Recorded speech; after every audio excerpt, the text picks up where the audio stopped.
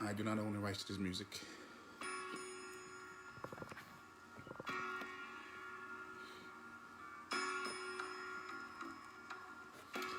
Again, I do not own the rights to this music. Marvin Gaye, Inner City Blues. I'm gonna play it all tonight.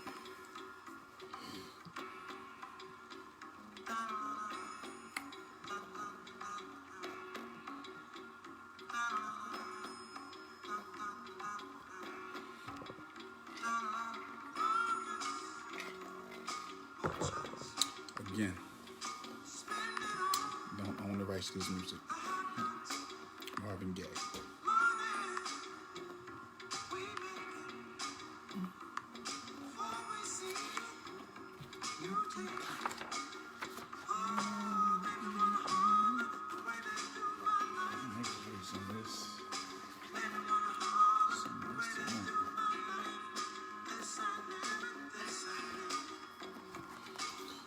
This book, David Walker's Appeal Family, required reading to understand what's in the mind of the European record. Don't forget to back it up with the miseducation of the Negro. Required reading for everybody in America, namely Foundation of Black Americans, Native African Americans, ADOS, or African Americans, whatever you want to call yourself. Required reading, the miseducation of the Negro.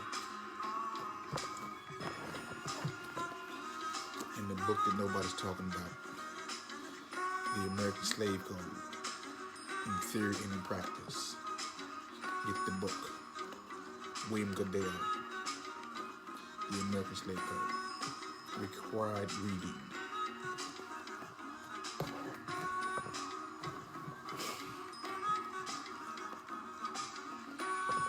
In fact, I'm going to just bring this in right now. Just want to unpack. Unpack right there. Bring it in, bring it in, bring it in, bring it in. Bring it in, bring it in. What's up, family? What's up, family? What's up, family? Good evening, good evening, good evening. Welcome to Real Talk with Juan J. Johnson, where we have real talk, real issues, and hopefully some real solutions. Today is October 27, 2019. October 27, 2019. And we're going to unpack some things on tonight. Again, let me get this contact information out of the way. If you would like to contact me, you can reach me at juanjohn29@gmail.com. That's juanjohn29@gmail.com. I am also on Twitter, Juan J. Johnson on Twitter. I am also on Instagram, same handle, Juan J. Johnson. You cannot miss me. Again, that's juanjohn29@gmail.com. You know that I am the firearm instructor. I teach firearms. I certify nationwide and worldwide. So again, if you want some firearms instructions, you want to be certified with the HQL. You want to be certified with the CCW, which is a concealed carry weapon. HQL, which is a handgun qualification license. You hit me up, DM me, Twitter me, Instagram me, Facebook me, YouTube me. And if you have not subscribed to the YouTube channel, please do. Real Talk with Juan J. Johnson. I got quite a few videos on YouTube. Also subscribe to the channel. Subscribe to my YouTube channel. Do not forget to hit the likes. Do not forget the thumbs up. Again, subscribe. And if you want to make any size donation, you can go to $JUANJ29. That's $1J29 on the Cash App. And if you get Zelle, Zelle, Zelle, which is through the Zelle. Just go to Zelle. If you have the Zelle, just hit me in Zelle. Put in my name, Juan Johnson, through Zelle. I am with Wells Fargo, and so but Zelle, if you Zelle, it's just like the Cash App. It's called Zelle. Uh, Type in Juan Johnson, send a donation, and trust me, I will get it and continue to do what I'm doing with or without the support, and I mean that. So look, let me unpack some things on tonight. There's a lot going on in our world. There's a lot going on. What's up, Yvonne? There's a lot going on, and I want to unpack some things. You know, I posted something on the 24th of August, and I'm going to go over that post. I said something to the degree that Black Americans are in need of an economic revolt, a political revolt, a entertainment revolt, a media revolt, a theological revolt, a family values revolt, and a grassroots revolt. And I meant that. Now, a lot of folks don't understand what revolt means. So I even took the liberty to look up the word revolt. If you were to just type in the word revolt, you would see revolt comes up as a rise or rebellion, to rebel, to rise up, to take the streets, to take up arms, a feeling of disgust, the verb, more so like sicken, nauseated, to make someone sick. So revolt is a combination of rebels and take to the streets and rising up. The noun version of revolt, an attempt to put it into the authority of a person or a body or rebelling. Okay? And it says rebellion, revolution, insurrection, mutiny, uprising, riot. I meant what I said when I said that Black Americans need a revolt. I meant that with every fiber in my bones. And I'm glad to say that it is taking place. A lot of us are beginning to realize that we don't have the same mindset as our forefathers. We know that something is wrong. We know that things are not right. And we want to be the change. We want to change some things. So when I said that Black Americans are in need of an economic revolt, I mean exactly that. And let me go into detail. Well, maybe not detail, outline. An economic revolt to me is this: that you are getting tired of seeing the Arabs have all the convenience stores, all the gas stations. That you're getting tired of seeing the Asian community have all the restaurants in our communities. Okay, that you're tired of seeing the Asians have all the Korean cleaners and dry cleaners in our communities. Okay, where everybody is taking from us, but us. I posted today that 98 cents out of every dollar we spend in the Black community goes to everybody else but the Black people. Say this again. 98 cents out of every dollar that you spent goes to everybody else's community than yours. So Black people are only getting 2 cents out of every dollar they spend. Think about this. I want you to think about this, family. We are the only group of people in the nation, and maybe even in the world, Native African Americans, we're the only group of people in the world that when we get paid on Friday, we cannot wait to get off to give our money to people who don't look like us, who can't stand us and who don't even give back to us. Think about that. You put in 40 hours a week, okay? 80 hours a paycheck, okay? When you get off from work, or before you go to work, you're already thinking about where you're going to spend your money. You either going to a restaurant you like, some gym you like, some grocery store you like, some liquor store you like. You're taking your money everywhere except but to us, black people. And that's why I said we need an economic revolt. We need to shut we need to shut these stores down who are not employing us. We need to shut them down. We need to shut these stores down and start to have our own stores. I mean, do you not get tired of going places who don't even really want to sell to you, but they do it because we don't have nowhere else to go? Think about this. You will never see an Asian, a Latino,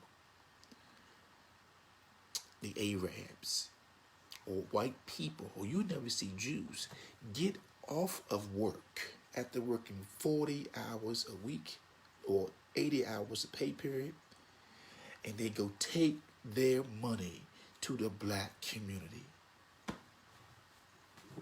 Think about that. Have you ever considered that the same people who work like we do never come back to our communities and spend their money? I've never seen an Asian buy nothing from us. Name one Asian that you know personally who have bought anything from a black person. I'll wait. Name a Jew. Name a Jew. We get Jews in every county, especially in Baltimore. Jews are very unapologetic about spending their money with Jews. They don't apologize. They are very clear. As a matter of fact, they're so kosher. They're so kosher in how they do things. You can't even, watch this, in the Jewish community, the foods that come in to the neighborhoods, they have their foods inspected by the priest to make sure that the food is ripe, ready, and kosher for the Jewish community. You can't even eat the food unless it goes through the priest's hand. The priest, somebody has to inspect that food to make sure it is kosher. And they do not apologize for not supporting blacks, Asians, Latinos, Arabs, Ethiopians, Hispanics. They are unapologetic. You hear me? You go to any Jewish community, you see grocery stores, you see synagogues, you see playgrounds, you see schools. They employ each other, and they do not send their people outside of the community to buy from us. So again, like I said, black Americans, foundational black Americans, Native African Americans, the American descendants of slaves or enslaved, whatever you want to call yourself, Negro, colored, nigga. We must have an economic revolt. We've got to resist the urge to spend our money with others, because what we are committing right now, family, when you are giving 98 cents of every dollar to somebody else, you are committing economic suicide. You are committing economic suicide. When you are giving 98 cents of every dollar that you earn to another community that looks nothing like you. This is why I say this. Watch this. I don't really blame our children that we've raised, that we've born for being upset with the adults, because the black adults. I'm talking about black children. I'm talking about foundational black Americans. I am not upset that our children don't show us the respect that we think we deserve, because we have given them a legacy of codependency. Say this again. We have given our children a legacy of codependency by bragging on the old idea of our economic spending power. Yes, we have a powerful economic spending power. So we're just our community alone. We putting out $1 trillion. Just the black community alone is putting out $1 trillion spending. Okay, $1 trillion, right? But we're only getting 2 cents. The average black business is only getting 2 cents out of 98 cents on every dollar. So again, we foundational black Americans, Native African Americans, the American descendants of slaves or enslaved, niggers, negroes, colors, whatever you want to call yourself, we must have an economic revolt. We must resist the urge to spend our money in other locations, period. Watch this. You've never heard no white person anywhere say this: I am not going to support white people. They may say, I'm not going to support a certain organization, but they're not going to say economically, I am not going to support white people, white stores, white businesses. They're not going to do that, because that would be, again, economic suicide. Why would you not support your own? You would never hear a Korean, a Chinese, a Japanese, a Vietnamese. Because I have to give you Asian illustrations, because you'll never hear them say this, that they're not going to support their own businesses. They're not going to say that. Black people, foundational black Americans, Native African Americans, the American descendants of slaves are the only group of people on the earth who use these words. That's why I don't support black businesses. For one bad experience. You shut down all black businesses because you had one bad experience. Well, let me just help you out. Because what you probably should do is this. Tell that black business, I'm going to keep coming to your business until you get this thing right. A lot of people have ideas for businesses. They don't know how to manage their businesses. They haven't gone to school for it. Not that you have to go to school for a business, but they're not polished with businesses.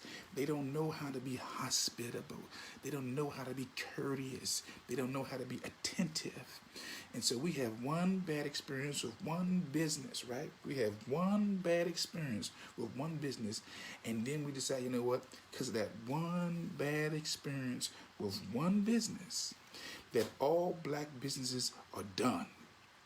When you should be saying this, you know what? I'm going to keep coming back here until you get this thing right.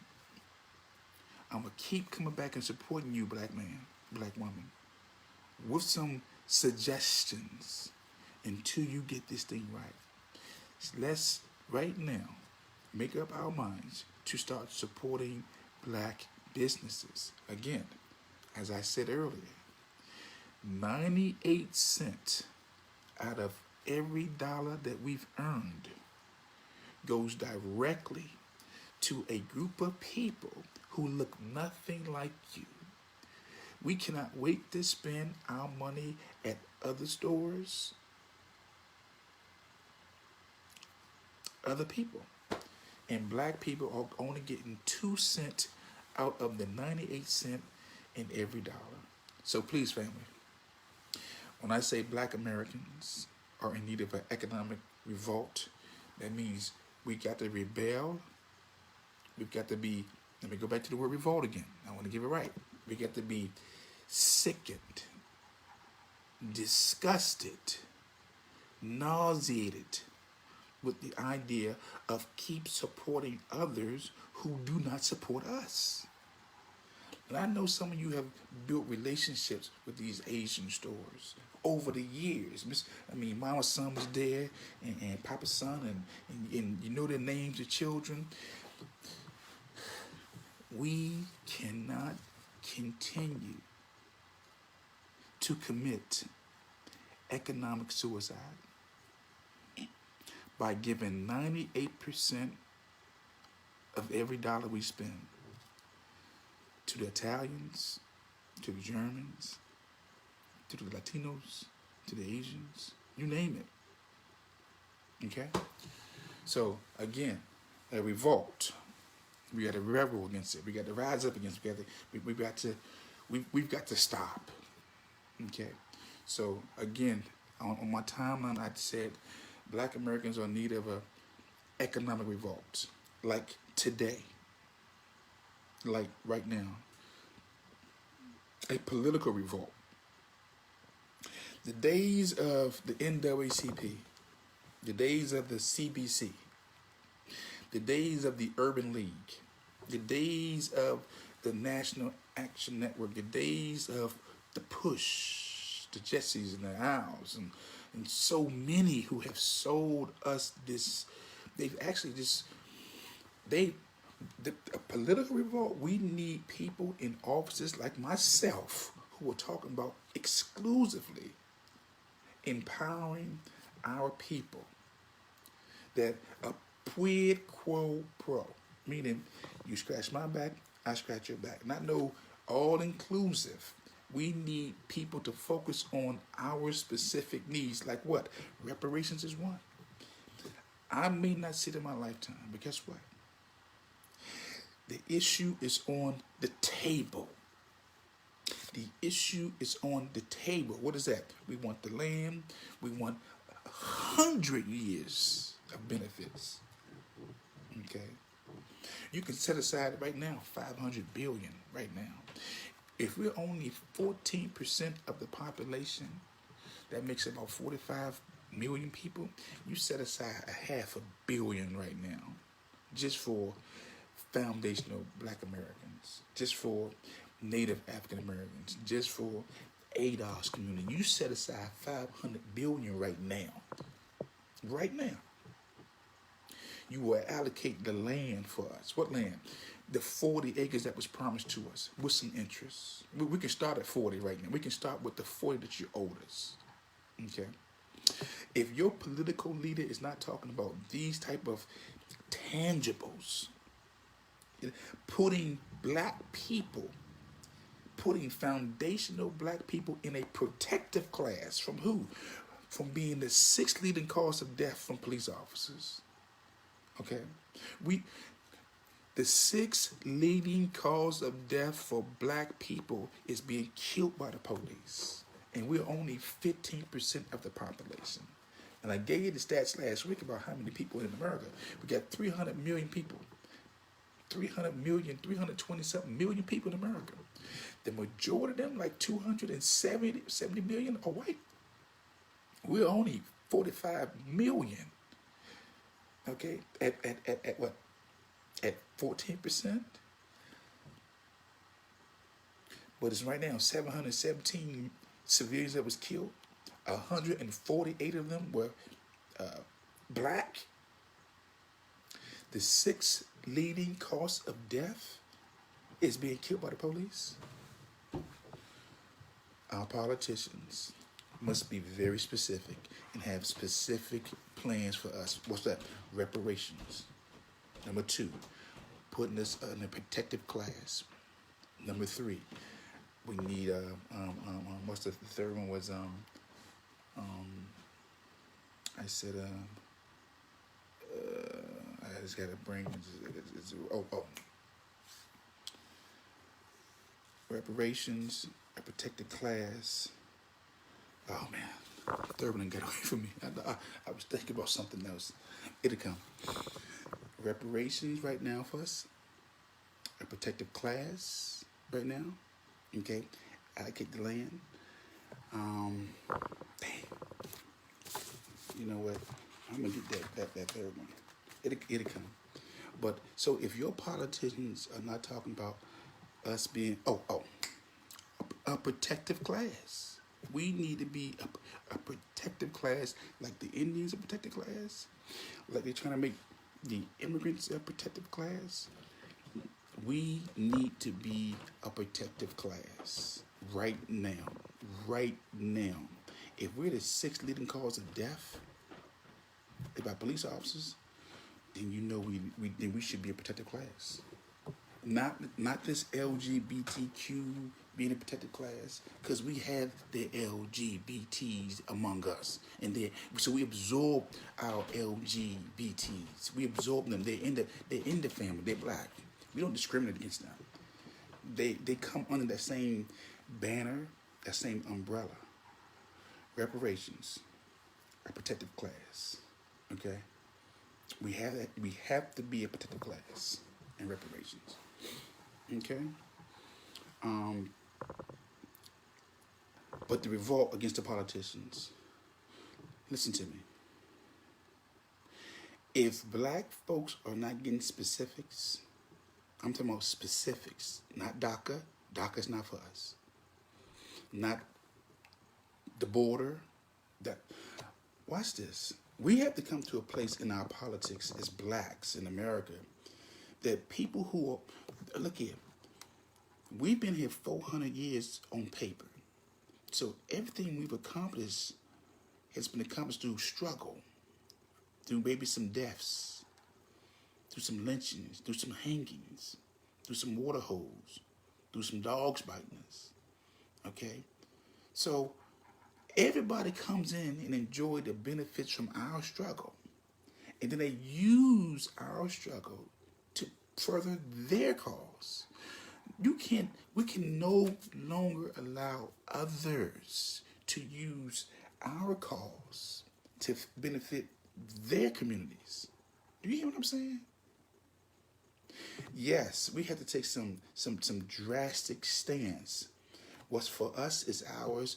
Do not use our rights that we've gained over these years. Don't attach us to your situation. You have to, your communities must, a lack of a better word, you got to stand on your own. We can no longer just be the umbrella for everybody. We absorb all the negative stuff, and then when something good happens, they start putting out their flags. Like, you know what, hey, look what I did, look what I accomplished. But you accomplished it on the back of us. And these politicians, when they start talking about something, we're one family, one people. Well, we just got proof that we're not one family, one people. We just had this case right here, the Amber Geiger case, showed very clear that we're not one family, one people. You know, we just had the other young lady, Atiana Jefferson, who just got killed. By a race soldier, 2 race soldiers. Killing black folks. We got Philando Castile.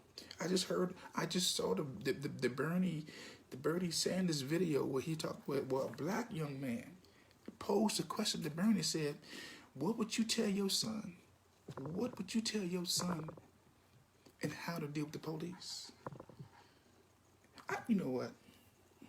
I need to play that video. Bernie Sanders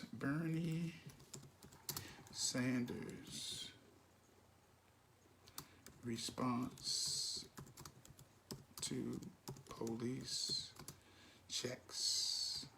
I'm gonna play that video. Maybe you need to hear it from yourself. Young brother said that, and he said, "Be polite. Get a name."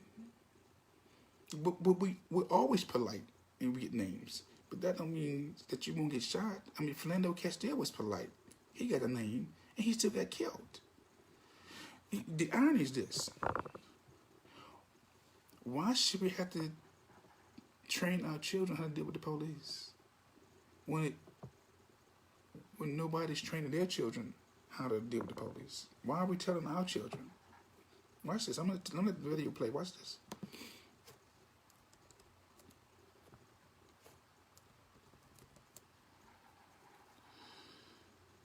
Is it playing?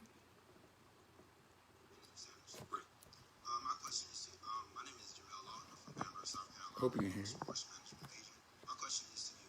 If I was your son, what advice would you give me the next time I pull over by a police officer? Hold up, Mike, a little bit closer. I'm sorry. If I'm your son, what advice would you give me the next time I be pulled over by a police officer? Next time you pulled over by a police officer,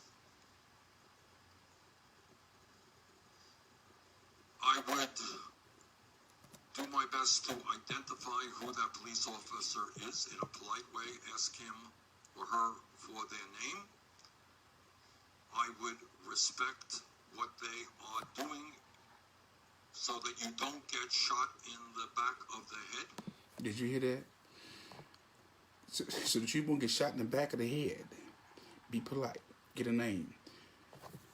This is Bernie Sanders' answer the question to a young black male. If I was your son, what would you do? And Bernie said, basically, to avoid getting shot in the back of the head, be polite. Get a name. Let me keep going. Watch this. But I would also be very mindful of the fact that as a nation, we have got to hold police officers accountable for the actions that they commit. And that is, so to answer your question, I would be very cautious if you were my son. Be cautious. In terms of dealing with that police officer, but I would also defend my rights and know my rights and make sure, if possible, that police officer's camera is on what goes on. Did y'all hear that? Make sure the police officer's camera's on. Get a name. Be polite. Be respectful. And still get shot. Family, we have taught our children these. We're telling our children, our boys and our girls, be polite. Be courteous. Give them your name. Okay? Don't be disrespectful. Show them your hands. And guess what? We're still being killed. Philando Castile. Okay? We shouldn't have, here it is. This is why I say we are two Americas. Two nations. Separate and unequal. Two nations. We are a nation within a nation. Because you're not hearing white folks and the Asians are not telling their children, this is how you function. This is how you act when you have an encounter with the police. Okay? This is why I said a couple Sundays ago that the police as a collective, yes, you may have some individual friends and family on the force. I did. I got a lot of police friends. I was just out with one yesterday. Okay? I still freaking do lodges. That doesn't take away from me not knowing the police and knowing that, you know what, that I got some individual good folks out there. But as a whole, as a collective, they are not the friends of black people. They're not, family. And politicians must push that we be put in a protective class. That Native African Americans, the same things these LGBTs are trying to push for, a protective class like the Indians, we need to be in a protective class. Period. Period. On top of reparations. And dealing with excessive force and killing of black people. They won't even touch the topic of police brutality perpetrated among black people. And I did the police thing for 20 years. I did it for 20 years. I talk as an authority on this thing. I'm not on the outside looking in. And look, I gave you my story. You type in my name, Juan Johnson versus the District of Columbia, D.C. I sued the department for excessive force. I sued them. You hear me? So I'm not talking from somebody who's on the outside looking in. I was in the system. The system abused me. I sued them. And they settled out of court. Okay? So we need to be a protective class. We need our reparations. And we need also to address police brutality. What more? I mean, why is that so simple? That how come our politicians cannot address our specific needs, our specific issues? That's why I said we need a political revolt. If your politician, especially if you're in these inner cities or your predominantly black neighborhoods, can't address our specific needs, our tangible needs, they do not need to be representing you. You find somebody who's going to be meeting our specific tangible needs, not no all of us. No. If black folks put you in office, then you have an obligation to give black folks what we're asking for. Watch this. Kamala Harris just introduced a bill for the Native Americans to get a half a billion acres. You can't make this up. She sponsored a bill for the Native Americans to get a half a billion acres. But she told black folks, I'm not doing nothing specific for black people. What? But you gonna sponsor a bill for the Indians? Now I'm not mad at them. Let them get what they do. But you're not gonna just blow me off and blow our people off and just keep walking on us. The days of the black community being a doormat is over. It's over. A lot of these older cats are dying off. Thank God they're dying off. Look, just as the children of Israel had to leave Egypt, and it was days from the promised land, but because of some disobedience, they had to walk around. They had to walk around for 40 years. You know why? Because some of these old heads had to die. Watch this. If you subscribe to the scriptures, which I do, I'm a revolutionary Jesus preacher, teacher, follower of the revolutionary teachings of Jesus, which is he spoke out against the pilots, he spoke out against the government, he spoke against social injustices. If your pastor, your bishop, your archbishop, your prophet, your teacher, your minister, your man can't speak about social issues, then he's not a preacher in the truest sense. He's a mouthpiece for the system. Okay? That walk from the children of Israel was a walk of death. It was a walk of death. Let me say this again. That 40-year walk in the wilderness was a walk of death. What do you mean? I'm glad you asked. It had to make sure that the folks who had those bad, the folks who didn't have the faith to believe, we couldn't use them no more. They had to die off. They had to die off. Because again, you're seeing right now in 2019, after 400 years of us being here on record, according to them, because I'm going by their history, that a light switch has come on for a lot of us who's saying, hold up. The days of doing what our forefathers have done and thinking how they thought is over. Is over. And not seeing tangible results in our communities. Watch this. If we are 14% of the population, we should have at least 14% of the business should be black in our neighborhoods. 14%, the gas station should be ours. 14% of the grocery store should be ours. 14% of the liquor store should be ours. 14% of the convenience store should be ours. 14% the department store should be ours. 14% of the doctors, the dentists, the eye doctors, the banks. We should have 14% of all that in our neighborhoods. Everybody comes to our neighborhood and exploit us. All because, I'm going to say this, preachers,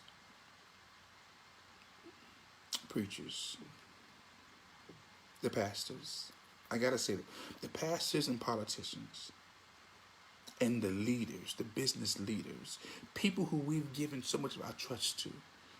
Watch this. I posted some time ago, I think the other day, that the last 50 years, I guess after King got killed, then they took out Huey Newton, and took out Fred Hampton, and so a lot of the soldiers was killed, and those killing of the Fred Hamptons, the Huey Newtons, the Mountains and the Martins, it paralyzed our community to the point where fear gripped us. And fear has two motives. It either will motivate you or it will paralyze you. So we've been walking in fear for so long that we've justified the fear. When the scripture says there is no fear in love. You love something, you don't fear it leaving or going because there's no fear in love. Okay? So we've been out here faking like we love and can't speak the truth because we walk in fear. And our politicians and our pastors and our business leaders have given us fear over the last 40, 50 years. Fear in our preaching, the fear of economic empowerment, fear of being self-reliant, fear of being self-confidence.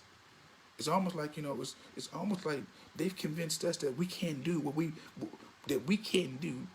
always done. We can't do what we've always done. You guys always remember this. From 1619 to 1833, 1840, you couldn't even read.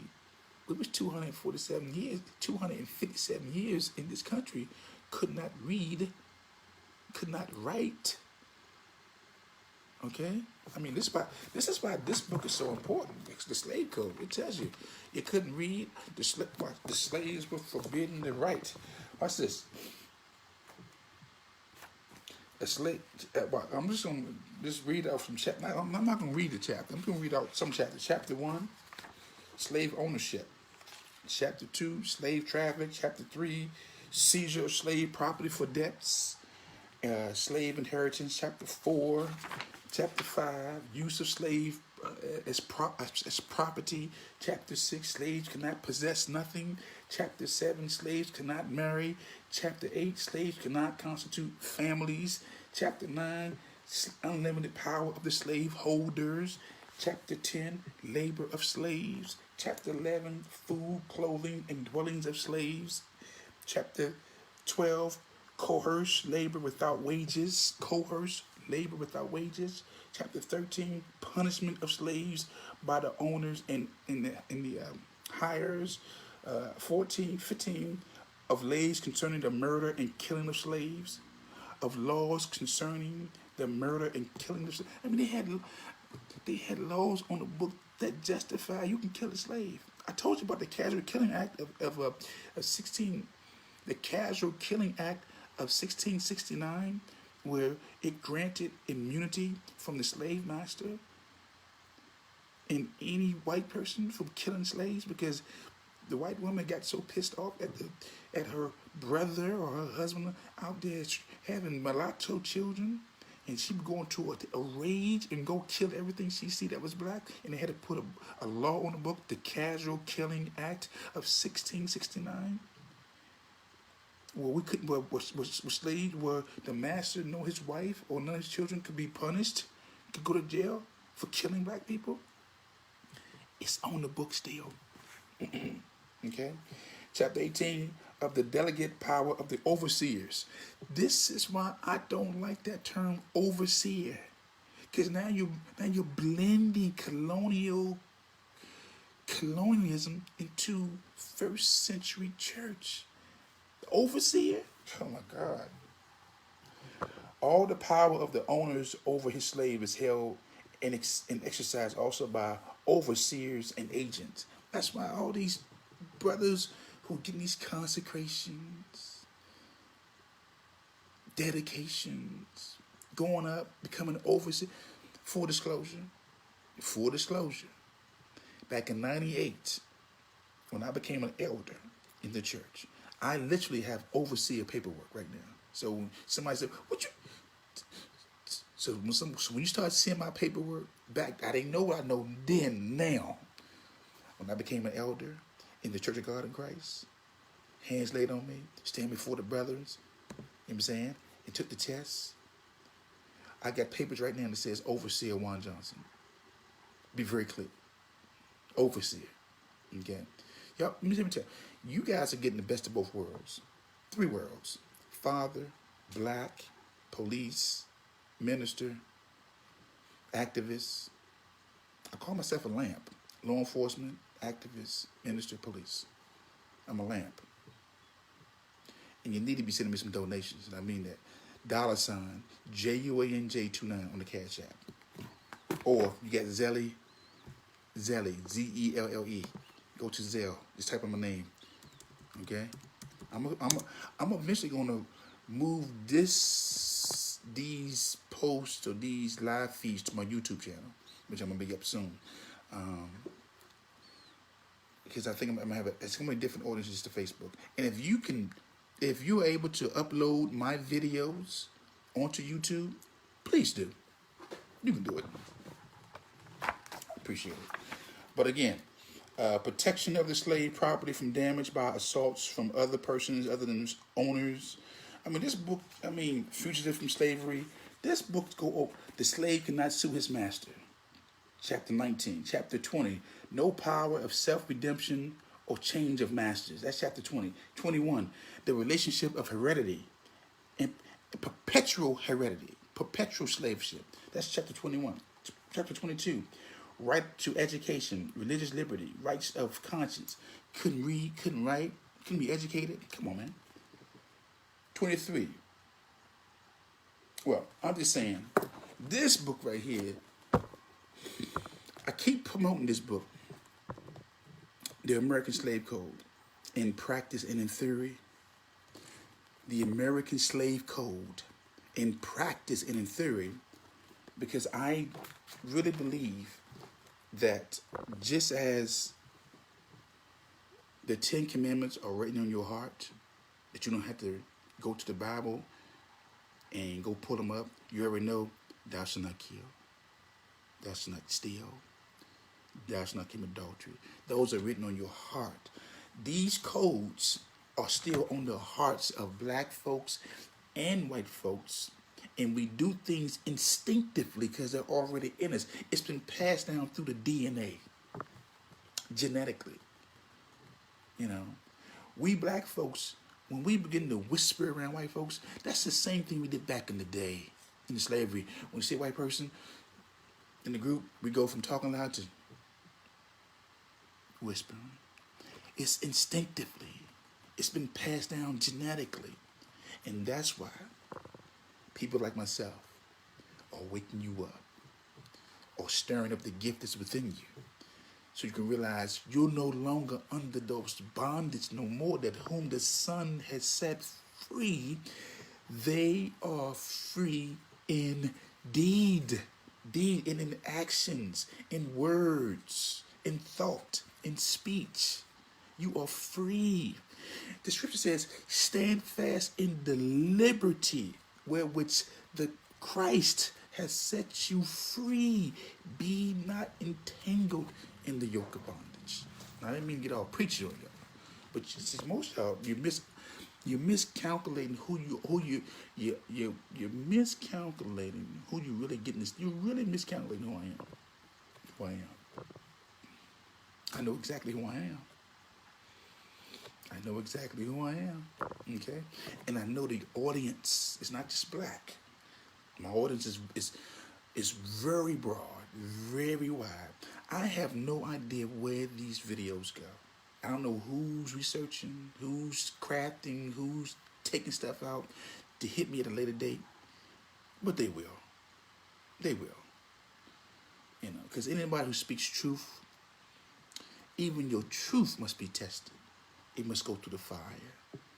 It must be resisted. You know, so I'm very aware that the things I do and say, eventually, you're going to get some type of resistance to it. That you're going to come under the microscope and be dissected. Okay? And I'm good with that. I'm good with that. Because at the end of the day, I stand out in my strength. I stand in the strength of the I am that I am was with you. Who sent you, Moses? Tell him that the I am that I am sent you. That's who I'm. That's my. Well, let me just say this thing right. At the end of the day, family, the love I have for you and me, for everybody. Like I said, I love everybody. But I got a special love for Native African Americans, for foundational Black Americans, for the American descendants of enslaved or slaves. If you Black and you living, whether you are making it or whether you are struggling, whether you are family, friend, or foe, for you to be here in this century right now, it's a miracle. You are a miracle. I'm a miracle. Because every day Black folks are under attack. Financially, hell, before when I've said it, I've said this before and I'll say it again. The safest place for Black people, I posted this, was not to be born. Because once you and your mom get together, conception, and there's an egg, there's a concerted effort for you not to even get here. People are planning for you not to even be alive. Some of you right now, your mother or your father said, I'm not going to abort you. I'm not going to kill my child.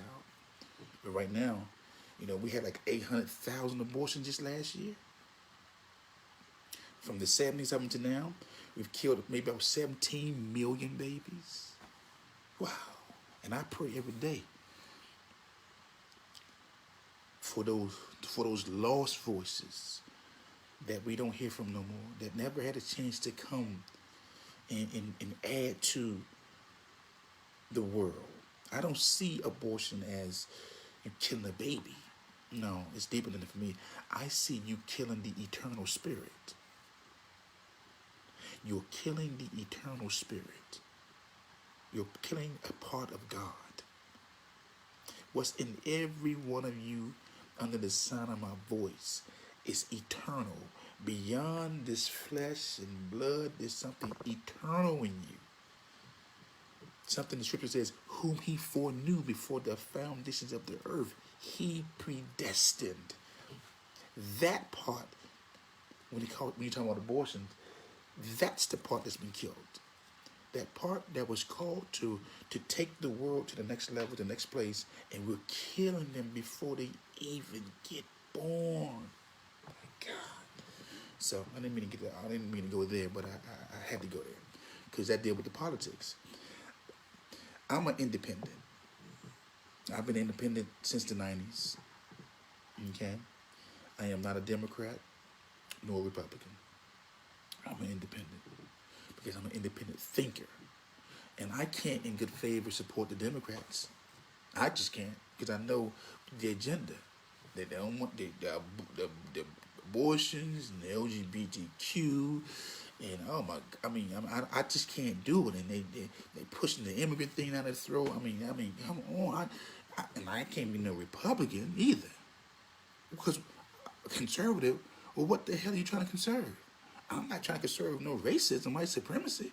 How can you be conservative? What are you conserving? What does a black person conserve if you're Republican? Now I understand. I know the history of the Democrats. They used to call them the Dixiecrats. You know, it was the Democrats who did most of these lynchings and killings. You know, and then you had Abraham Lincoln come for like maybe 15 years or so. The Republicans tried to, you know, the Republicans were the party for black people. Okay, well the Dixiecrats, Democrats, man, they look.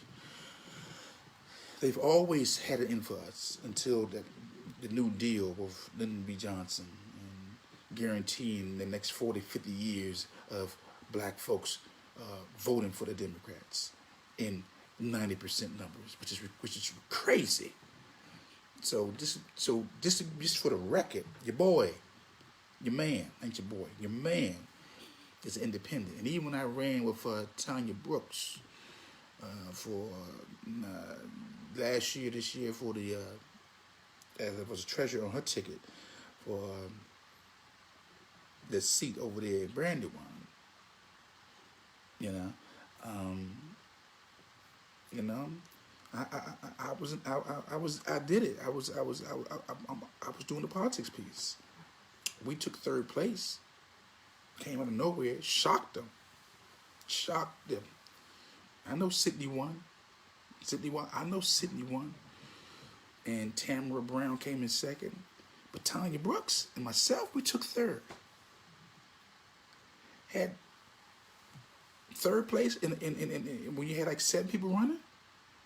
And all we did was have a little social media, not really putting up the signs and pickets in the yards and took third. Come on, man.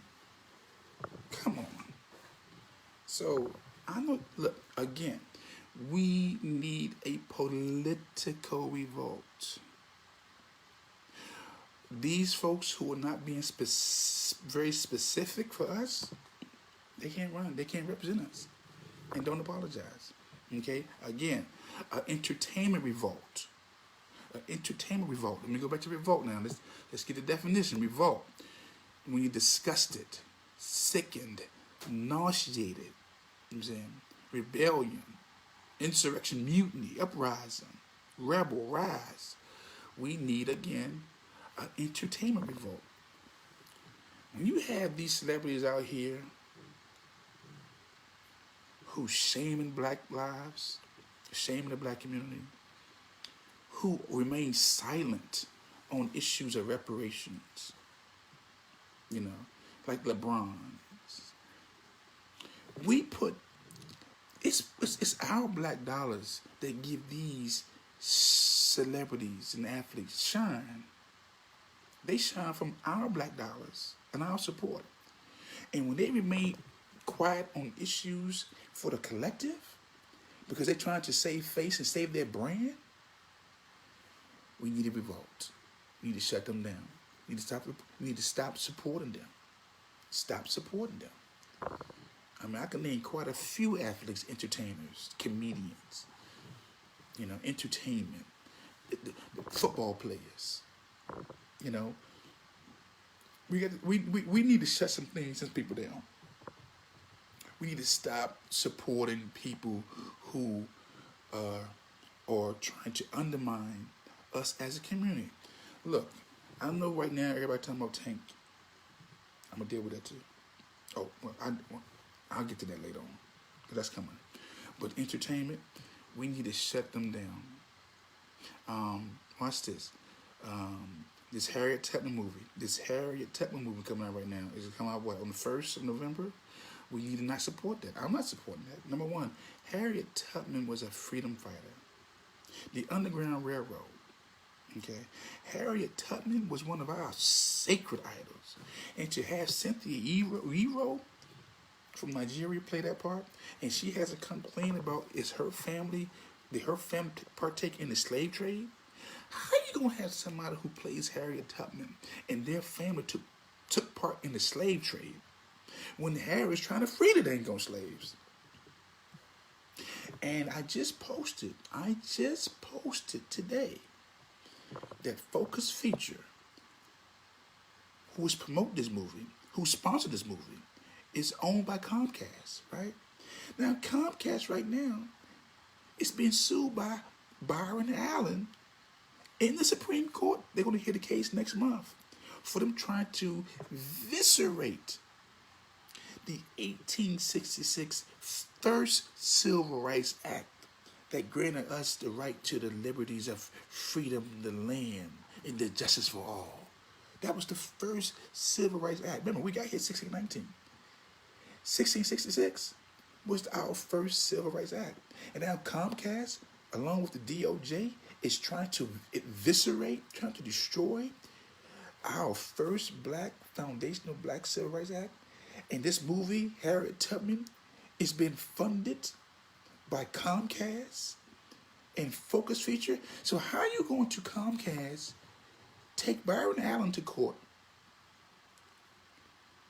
Well, Byron is suing for $20 billion. He's already won the case twice in Circuit 9. Don't take my word for it. Just look it up. Type in Byron Allen sues Comcast. Our option. He's on the name. He's on the list too. He's suing them for $20 billion for discrimination. Right? I can't support this movie in good I don't care how many. I can't support this movie knowing that you're trying to undermine the struggles of our people for the last 400 years.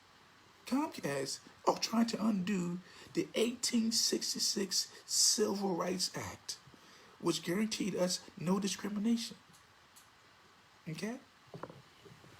So y'all can look.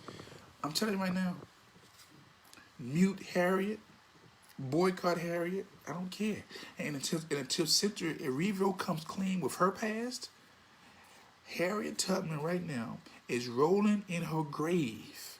Because we have a woman, we could have, what's her name, who played, Regina King could have played Harriet Tubman. What's her name? Viola Davis could have played Harriet Tubman. Come on. Gina from Martin could have played Harriet Tubman. Cicely Tyson could have played Harriet Tubman. You won't get Cynthia Erivo, who could have taken part of her, who come from a lineage that sold slaves, to play Harriet, and now you're talking about having her play Aretha Franklin? What? Jennifer Hudson? You got to find somebody who's not Native African American to play a role of one of our soldiers? Nah, I know the game was going on. I know what's going on. It's a bigger picture to this. When you're being replaced, we're being replaced. We're being replaced. Okay? And that's the problem with black folks is we had this umbrella. Everybody black because of skin. No, everybody ain't family because of skin. They not. You got to be. Watch this. Do you see the Jewish community? You take any Jewish community in America. They don't apologize for being Jews, and you're not gonna just try to shove something on them that's gonna affect the whole community. They resist it. They fight it, and we need to get back to resisting and fighting and revolting. Okay, so entertainment need to revolt, media revolt. These pundits, these people who they put before us as our spokespersons, but in reality, they're enemies. If you can't have a straight talk conversation like this and you in the media, what good are you? We can't have these conversations? What good are you? If you're watching Angela Rye and the Rollins and they can't have conversations like these, well, you know, where it's about our interests, our needs, our people exclusively. I'm taking the page from Jesus when he said, when he first hit the earth, if you subscribe to the scriptures, I'm taking the page from his book. I'm going to the lost sheep first. I'm going to the lost sheep first. He told his disciples, look here, I need you to not go to the Gentiles. Stay with the lost sheep for right now, because we're still lost. Native African Americans, foundational black people are lost. ADOS community, we're lost. Okay? Because anytime we allow people to come into our umbrella and we don't require nothing from them, nothing. Go down Florida right now. No. Just go to Chinatown. Any Chinatown. Go to Germantown. And try to set up a business. Your black business. Shirts. Whatever. You not set them no business in their areas. Okay? So again, media revolt. If they not, look here, you find some voices that speak to your heart, speak to your issues, speak to your concerns, not everybody's concerns. I'm talking about our individual concerns. So a media revolt, that's what we need. A theological revolt. This is major.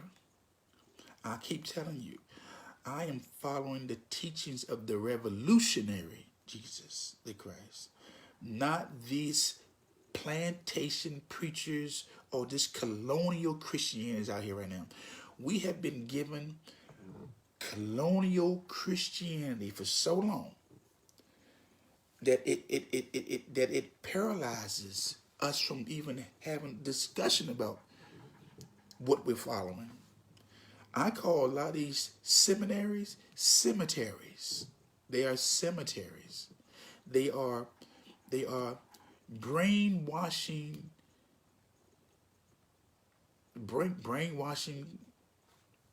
places where they're brainwashing facilities. Where you go in one way, you may go in pro-black and you come out, let's all just get along.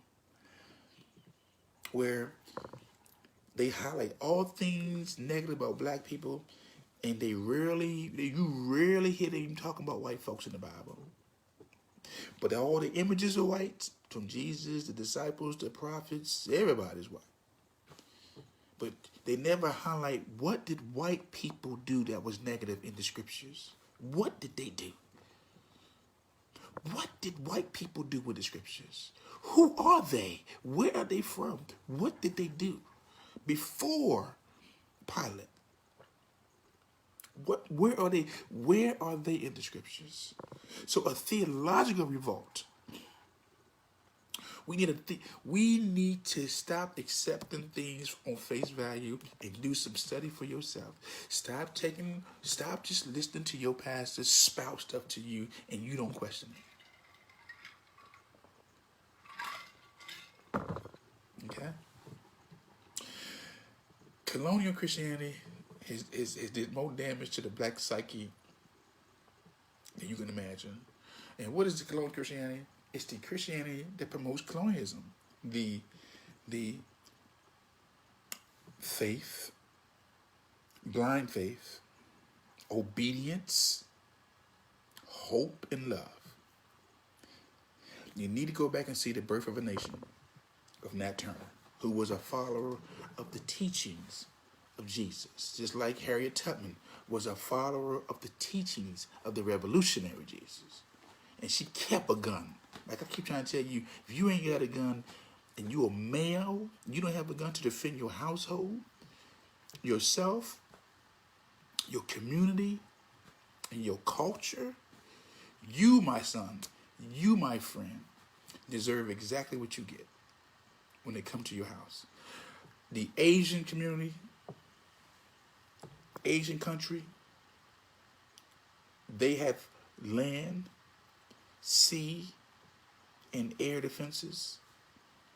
Japan, China, Russia, Palestine, Palestinians, the Indians, European Unions. Everybody defending themselves but us.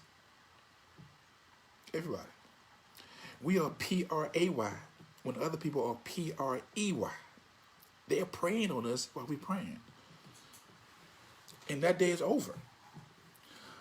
Dad, watch this. I'm up. Look here. Stand by. Stand by. Because I know about subliminal suggestions. I know about pictures. And there's some things I got in my head that I'm about to do. Just want to mess your head up.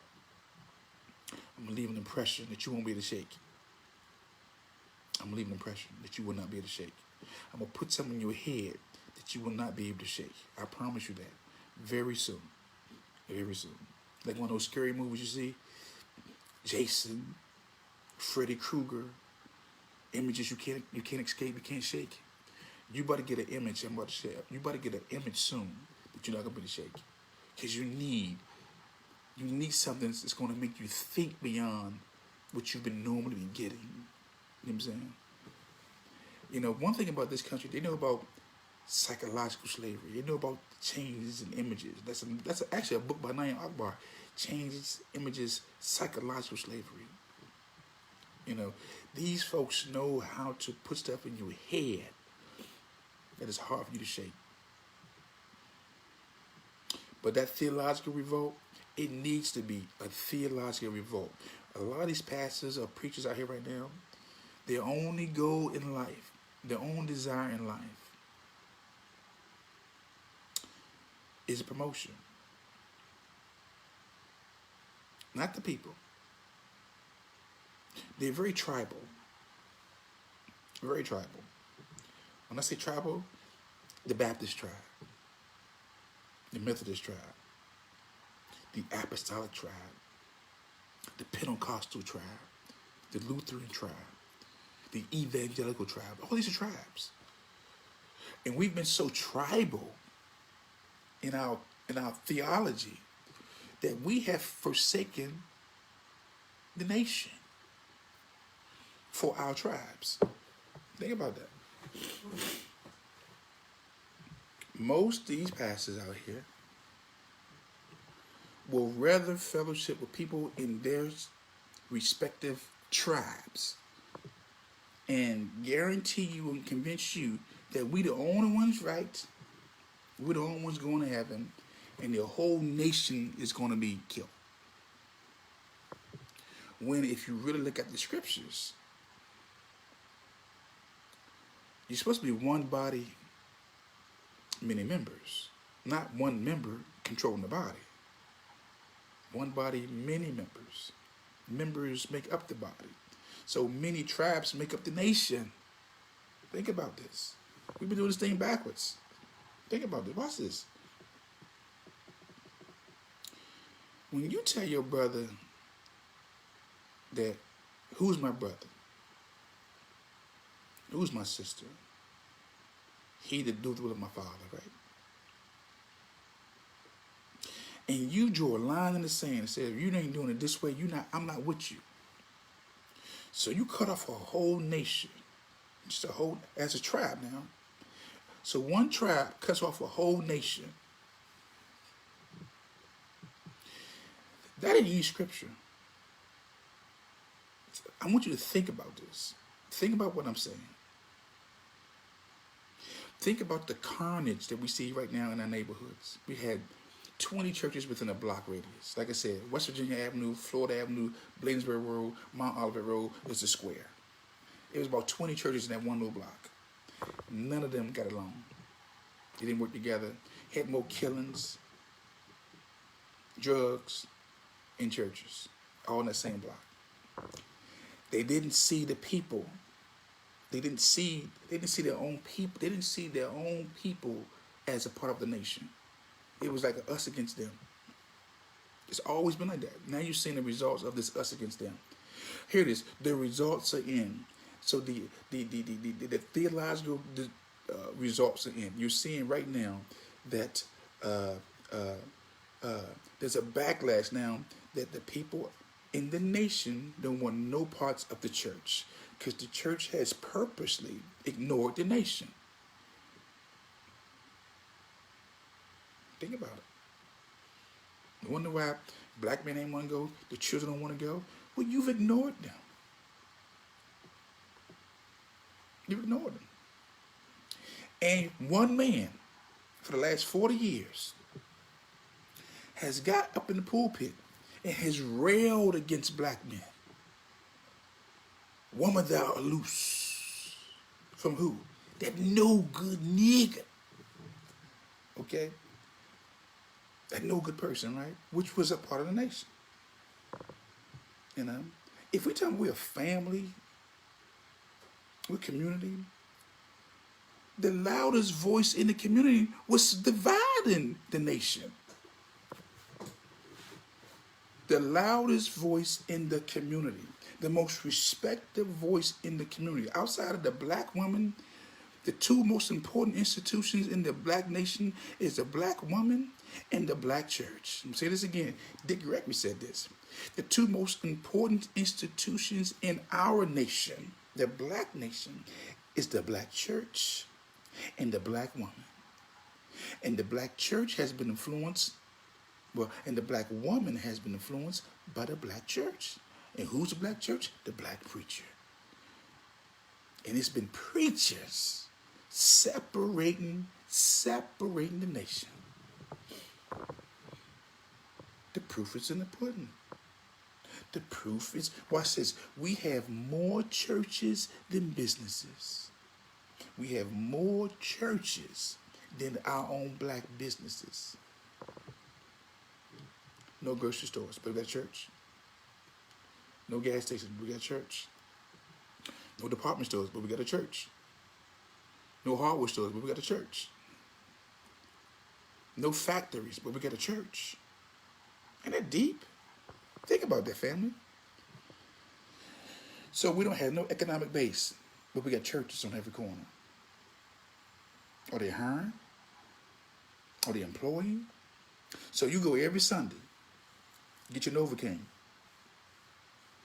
get your hit like a drug addict, so you can be able to last the rest of the week. From theological training, from a theological perspective. To think about this, not thinking as a nation, but thinking as individual tribes within the nation. And now, the only time the church really sees it as a nation is when we are under attack by race soldiers. Oh man, they coming for us. They killing black folks. Who killing black folks? Are they killing black people or are they killing church people? They're killing black people. So now you identify with the nation now? When you was railing against the nation? Because they wasn't saved? Think about that. You rail against the people, and now you're under attack, and now you want to be a part of the nation now. That's crazy to me. It doesn't make sense. So you're a part of the nation. So the black church is a part of the nation when it's convenient. But you don't see yourself a part of the nation. You don't see yourself a part of the nation when things are allegedly good, but things are bad. Oh, now we're in trouble. That's schizophrenia right there. That's very schizophrenic. That's very schizophrenic behavior when you don't see yourself a part of the collective. But now the collective under attack. Now you want to be a part of the collective. Then you ask the question, what's going on? What's going on? The HIV and AIDS, the homelessness, the poverty, the broken families, the divorce rates, the drugs, the killing of our kids, our sons going to jail. That's not just a church problem. That's a nation problem. Think about it. Think about it.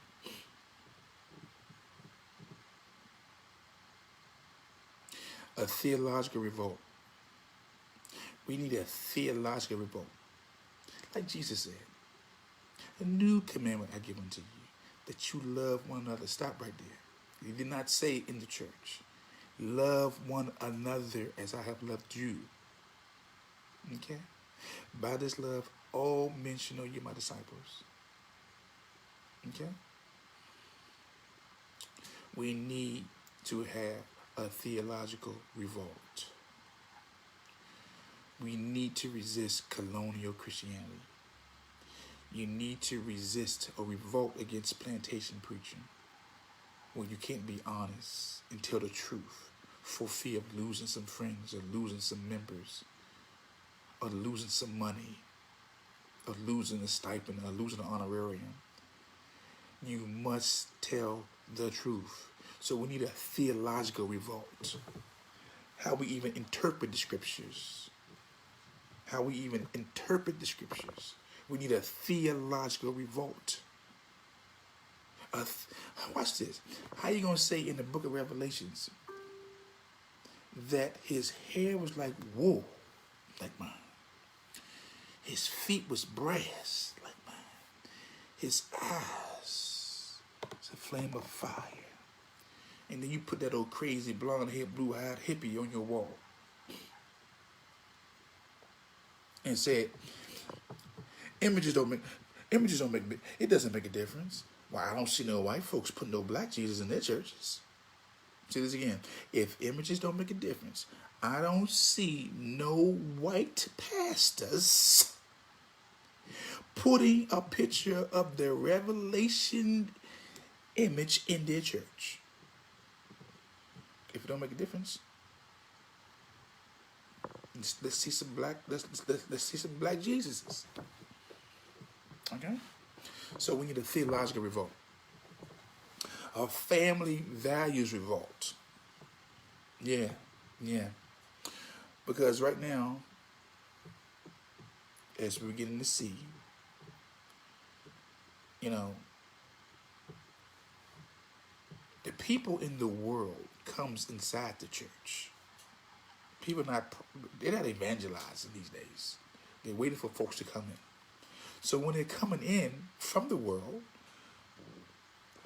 they have a lot of ideas that was given to them by who? The dominant culture, the dominant society. WMD culture, which is white male dominant culture. So watch this. We just had in the last, I say 60 days, Lil Nas X coming out is by.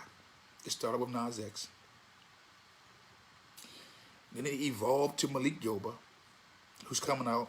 He loves trans men, trans women men, trans men look like women with penises. Okay? Then we had who? Who else? Lil Nas X. We had Malik Yoba come out. Pharrell on the cover of GQ. When was the last time that GQ was even relevant? GQ? Who reads GQ?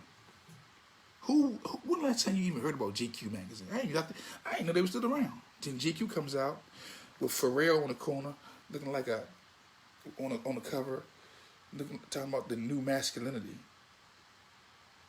Wearing a big dress, look like a comforter. The dress like one of those comforters you put on your bed, right?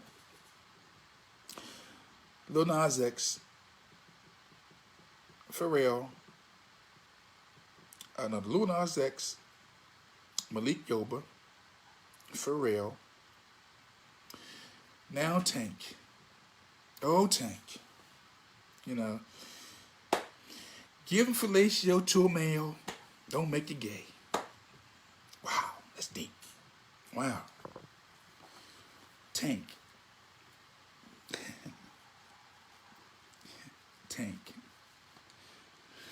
Did y'all saw his latest video? He was on stage singing, grinding, gyrating to a bunch of dudes. Those were not women. His latest video that I saw, where he cut the music. He started just ad-libbing.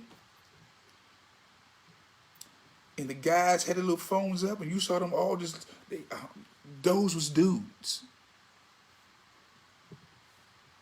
Those are dudes. But watch this. But this is how this affects family values. Because when we came up, or when I came up, we knew that we held strong to raising a child in the way it should go. That when they're old, they won't depart. That we believed in, families. We believed in, having babies. You know, generational wealth, generational lineage. Okay,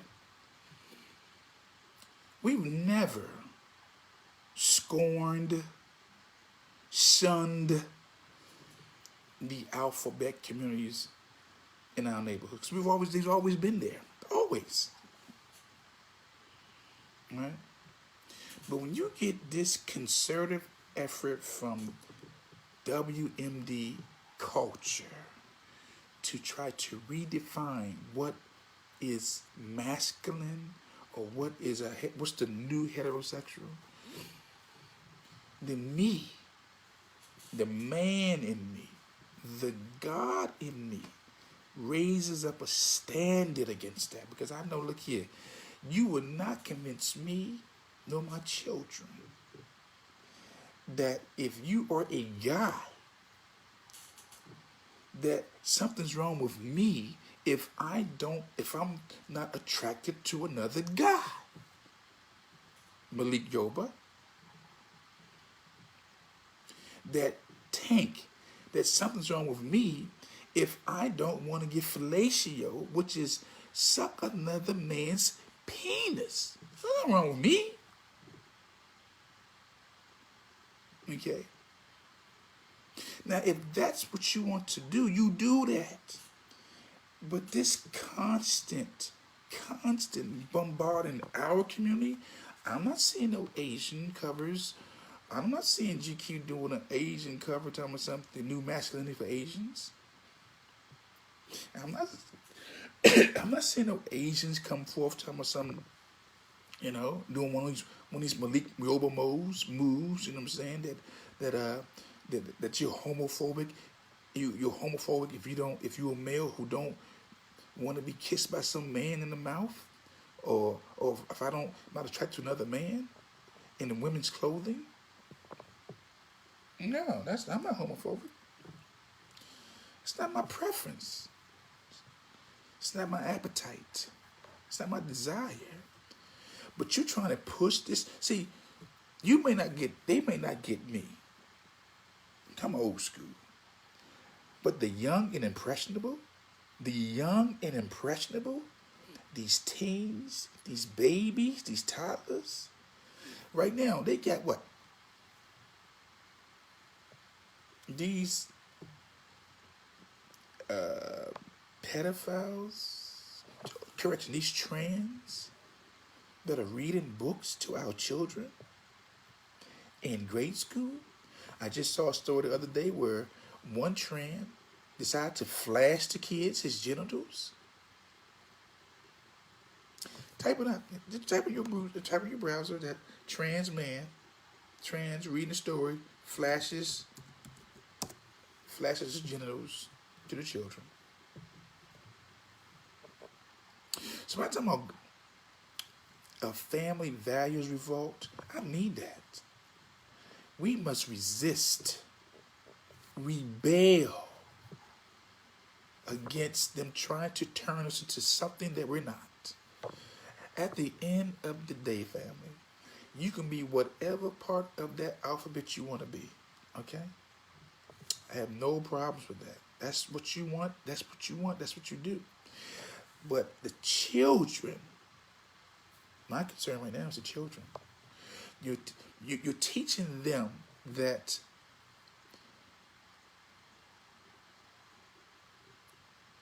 there is no gender. There is no sexual orientation. That you can be whatever you want to be. To disregard your biology. I just saw a tampon commercial with Boris Kojo in it, walking around with a tampon. And these guys, this white boy in the bed, he turned over and there was a red spot in the bed. And they're promoting guys having periods. Y'all ain't see that commercial? Let me see if I can put a commercial up. sat there and saw that commercial, and to see Boris Kojo reaching, a dude asked him, "Do you have a tampon?" He all dressed up. Yeah. Reached inside his inside pocket, gave the man a tampon. Gave the male a tampon. What you got always now? Taking the feminine designs off of their tampons so they can be user friendly to the guys who want tampons in. When I tell you a family values revolt, I mean that. I've said it before, and I'm gonna say it again. And I posted a video. Type in Skinner, Skinner rats, who was Skinner, and I posted a video that, well, the black man and woman in America is the white man's greatest creation. Say this again. The black man and woman in America is the white man's greatest creation. You can't have 257 years of slavery, and then behind that, 100 years of legal ethnic cleansing terrorism from 1863 to 1963. Okay? After 257 years of straight slavery. And then from 63 up until present day, white unprovoked rage against us. We have been in a 400-year incubator. And anything that's in a lab that's grown outside of its normal environment, it's deformed. Now, we may look like Africans, and even in our DNA is Africa. But we a hybrid. We something else. We are a hybrid African. Say what you want. You cannot be here for 400 years and be experimented on like we have been, and believe that we're not defected. Is that a defect? There's no group of people in the world like the foundational black Americans. There's no group of people in the world like this white boy European. We've affected him just like he has affected us. You put the average white man side by side to a British man, and you have them both open their mouths, and you will see the effect that we've had on the white boy here. Okay? You will see the effect that we've had on him. Native African Americans, foundational black Americans, ADOS community, we are the white man's greatest creation. And I mean that. I mean that. You think about that. We can go anywhere in the world, and when you open your mouth, they know you different. Anywhere.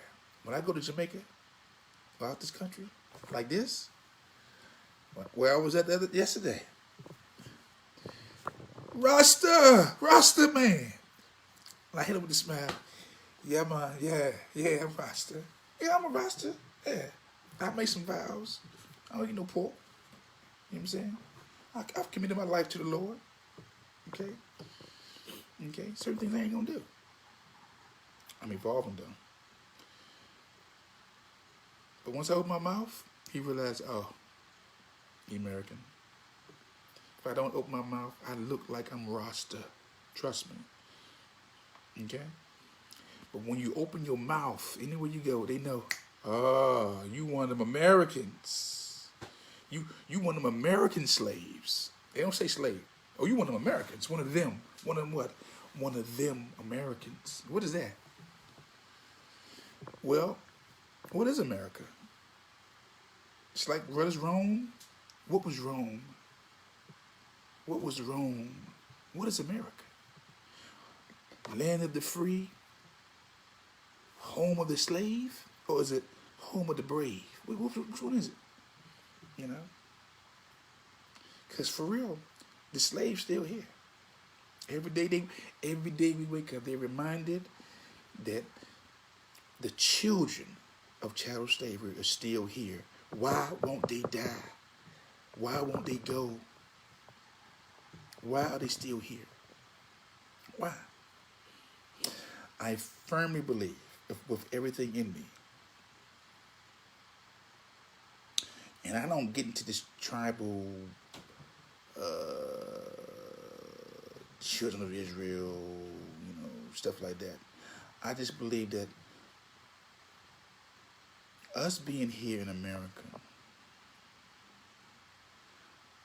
we have been the moral conscience of not just America, but of the world. And those who come in contact with us are amazed that we're even here and the impact we've had on the society and the world at large. They're very amazed by it because, again, the European, this white boy, has come across people and they have not lived. They've destroyed countless generations of people. Read the book by Chancellor Williams, The Destruction of a Civilization by Chancellor Williams. He outlines in the book how, just read The Iceman Inheritance by Michael Bradley, a white boy. The Iceman Inheritance. The Iceman Inheritance by Michael Bradley, who documents how every group of people that they've come in contact with, they couldn't coexist. They destroyed them. That being in those caves and being in that cold changed his whole DNA physically and mentally. He's been on a survival mechanism for so long. He's been in a survival state for so long that when you come up in the culture with nothing, and then you come across people with everything, then you got to have it. Watch this. History is repeating itself right now. Go to the United Kingdom right now. Go to Europe.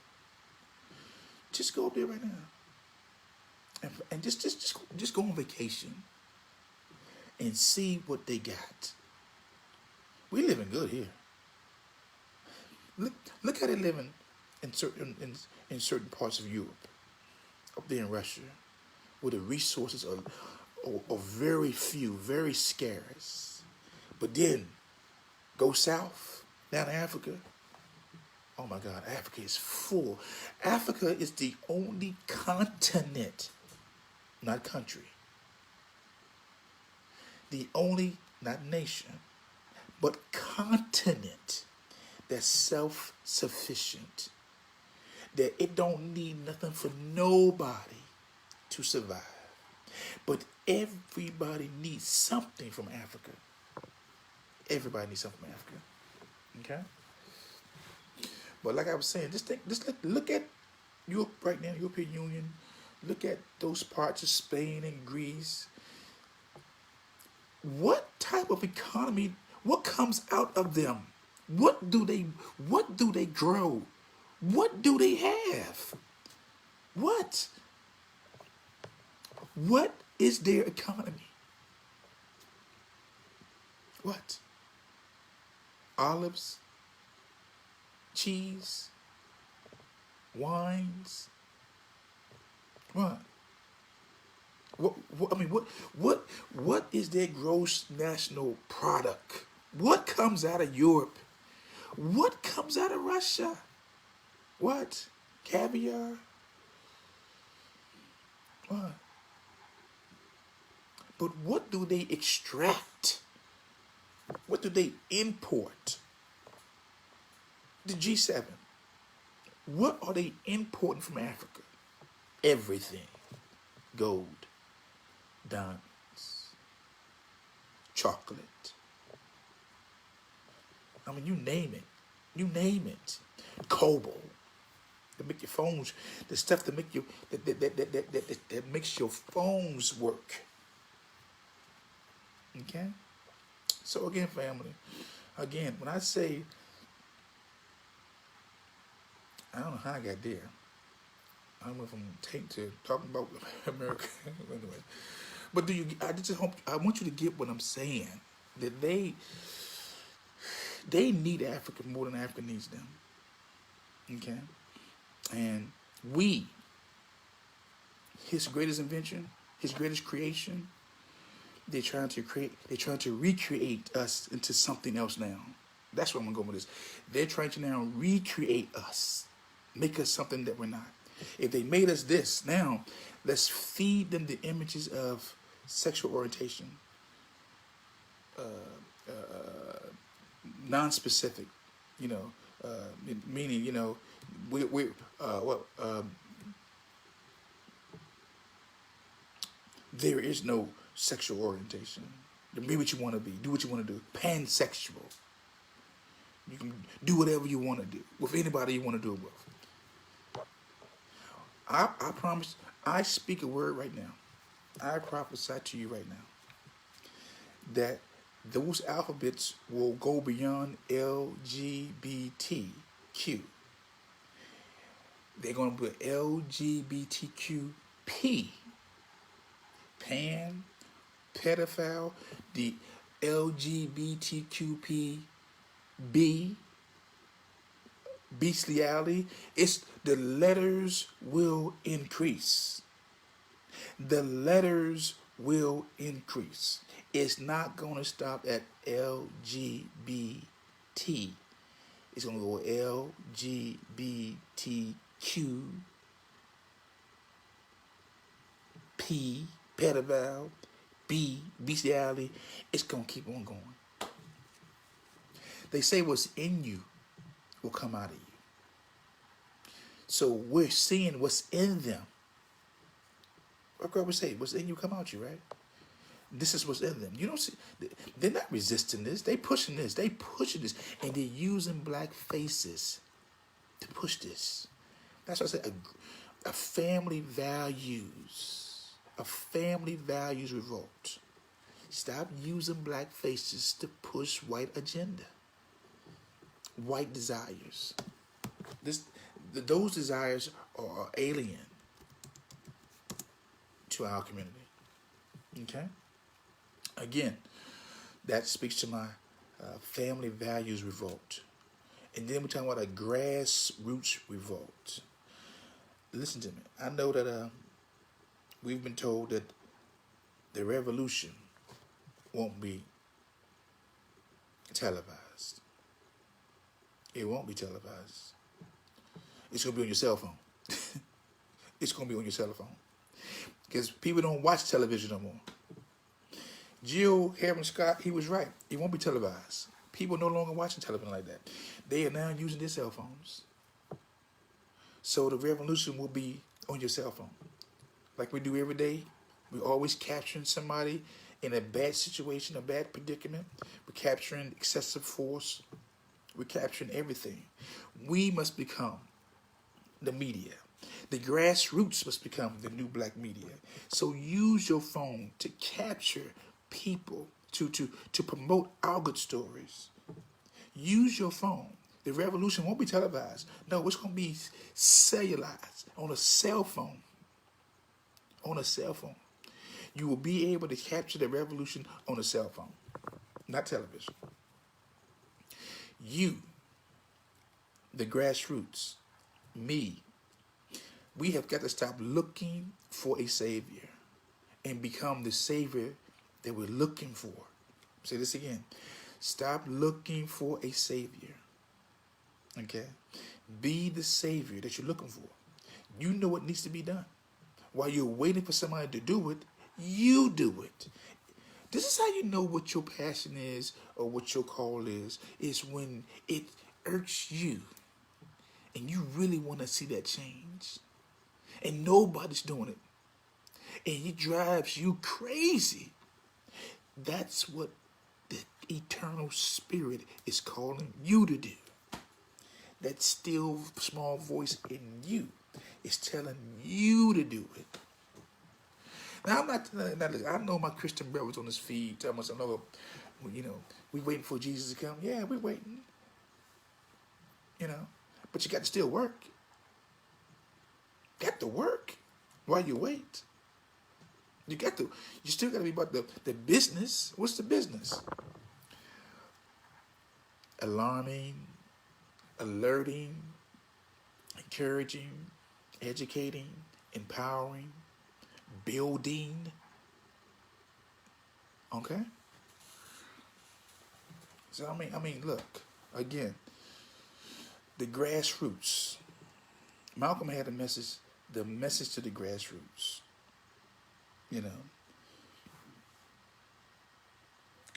We are the grassroots. Stop waiting for somebody to save us. When the scripture says, save yourself. Save yourself. When he comes, whether he's Jesus, whether it's the Medi, whoever you're waiting on to come, when they come, they come. But in the process of time, while you're waiting for him or her or them to crack the sky or wherever they're coming from, you can be about the business of alerting, advising, educating, empowering, exhorting, and building. Okay? Let us be about the work. So if you grassroots, watch this. Like I said, we are all in need of a revolt. And I'm gonna read the definition of revolt again because I'm very serious about this. That's when you're disgusted with something. That when you're sickened. That when you're nauseated about something. Or something that makes you sick. That's a part of revolt. When you rebel, when you rise up, take to the streets, take up some arms. That's a part of revolt. The noun part of it is a rebellion, a revolution, an insurrection, a mutiny, an uprising. That's part of revolt. Most people are afraid to even use the term revolt. And I didn't even say revolution. I just said you need to rise up. You need to become nauseated. You need to be disgusted, sickened by what you see. Because as long as you remain complacent and waiting for a savior to crack the sky to save you, then we're going to continue to get the same results that we've been getting, which is worse. Worst. We are worse off than we are worse off than we were some 20, 30 years ago. And I'm in my 50s. I'm old enough to remember when I knew everybody on the block. My neighbors on the left and to the right. On the next street, up the hill, around the corner. Now, it would be hard pressed if you knew anybody on your block. Because your block is, number one, it's been infiltrated. There was a time when we knew the vehicles that came in the street that was, I don't know who this car is. That's why we have all these missing persons in our communities right now. Because we don't know nobody in the block. We don't know nobody in the block. A grassroots revolt, meaning we must become disgusted, nauseated with what's going on in our blocks, in our neighborhoods. We must be tired of going down to Mama Son's shop and getting food. We got to get tired of going to the pizza joints and getting their food. We got to get tired of going to other people's grocery stores. We got to get so disgusted and so tired that we say, you know what? We need to get together, put our monies together, and build our own stores. Or find out how to go about buying a gas station and get our own gas stations, or buy those folks with them, or buy the ones who currently got the gas stations, buy them out and put us in them. We need some new, fresh, radical thinking. Some new, fresh, radical. I'm talking about dare to think like there is no box. Not no outside the box. There is no box. I'm going to say this again. Don't think outside the box. You must think that there is no box. That the skies is the limit. That there's no limit. I'm telling you. We must begin to think outside the box. Or there is no box. The grassroots, any movement, it was not the older generation. It was not the preachers, nor even the teachers. It's always been at the grassroots. The grassroots. It was the young. It was the grassroots that fueled movements, that fueled change. Stop looking for a leader. Because most of us want to prop somebody up just so they can get killed. Say this again. You want to prop this one person up, right? Like they did Fred Hampton. Like they did Huey Newton.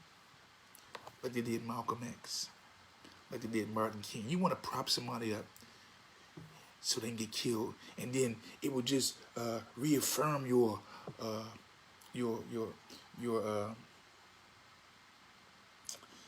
what's that? Your post-traumatic stress. Where you know what? It'll feed that post-traumatic stress syndrome. Where you got somebody you love, you respect. He pushing your issues. He uniting the people, and he get taken out. And you go back to, that's what they did to Martin. That's what they did to Fred Hampton. That's what they did to Huey Newton. Look,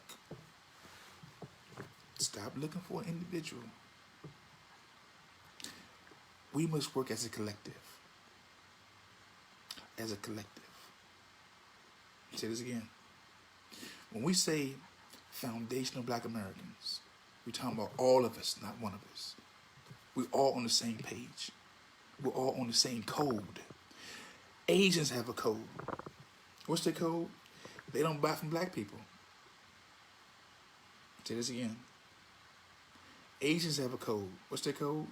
Don't buy from Black people. Try this week to sell something to somebody Asian and see if they buy it. Just try. Latinos have a code. Don't marry Black and don't park in front of their house. And that's what the comedian said. What's his name? Little comedian.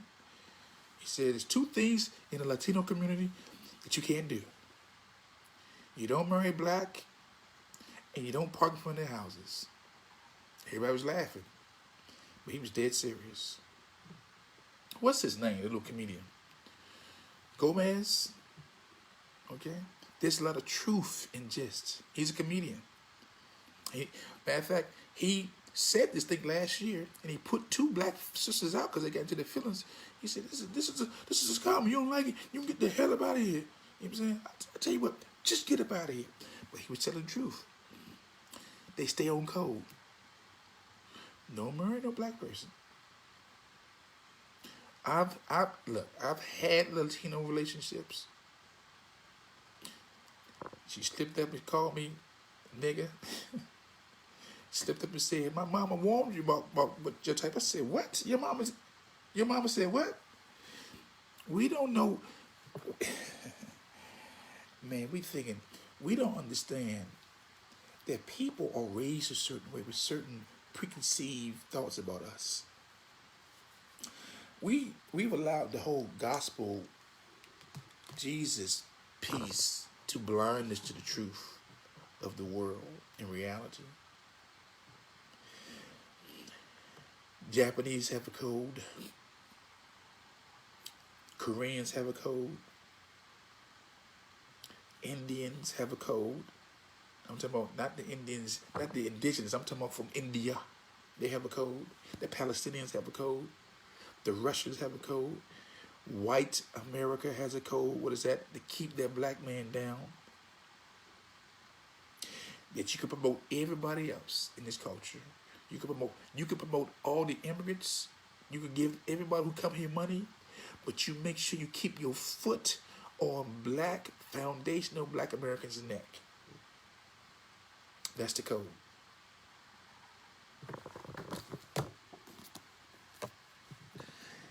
The American slave code, family. In practice and in theory. See, the code. Everybody has a code. And watch this. For my Bible believers who say when you come into Christ, you're a new creature. Old things are passed away, all things are new. Okay. That is true. But when you're dealing in the system or the religion of white supremacy, because white supremacy is not just a system, it's a religion. That white is right. If you're white, you're right. If you're brown, hang around. If you're black, like me, get back. Okay? White is right. Even when they're wrong, they're right. And we seek white approval. Because we gotta have that white daddy. What did the white man say? Watch this. If I, you know what? Don't worry. I got some white friends. I'm gonna bring them on split screen, just to show you I ain't prejudiced. I ain't racist. Okay, well I can't be racist. I can be prejudiced. I mean, we all prejudiced.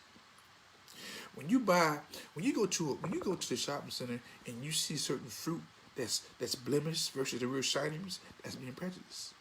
You're being prejudiced. You're discriminating. And I want that fruit. Why? It's too blemished. I want that fruit. It's shiny. So we all have our own prejudices. We all discriminate. But black people can never be racist. Say it again. Black people worldwide, no matter what country you're in, you can never be racist. You know why? Because being racist means you have power. You can affect people's lives. Black people don't have that type of power. Yet.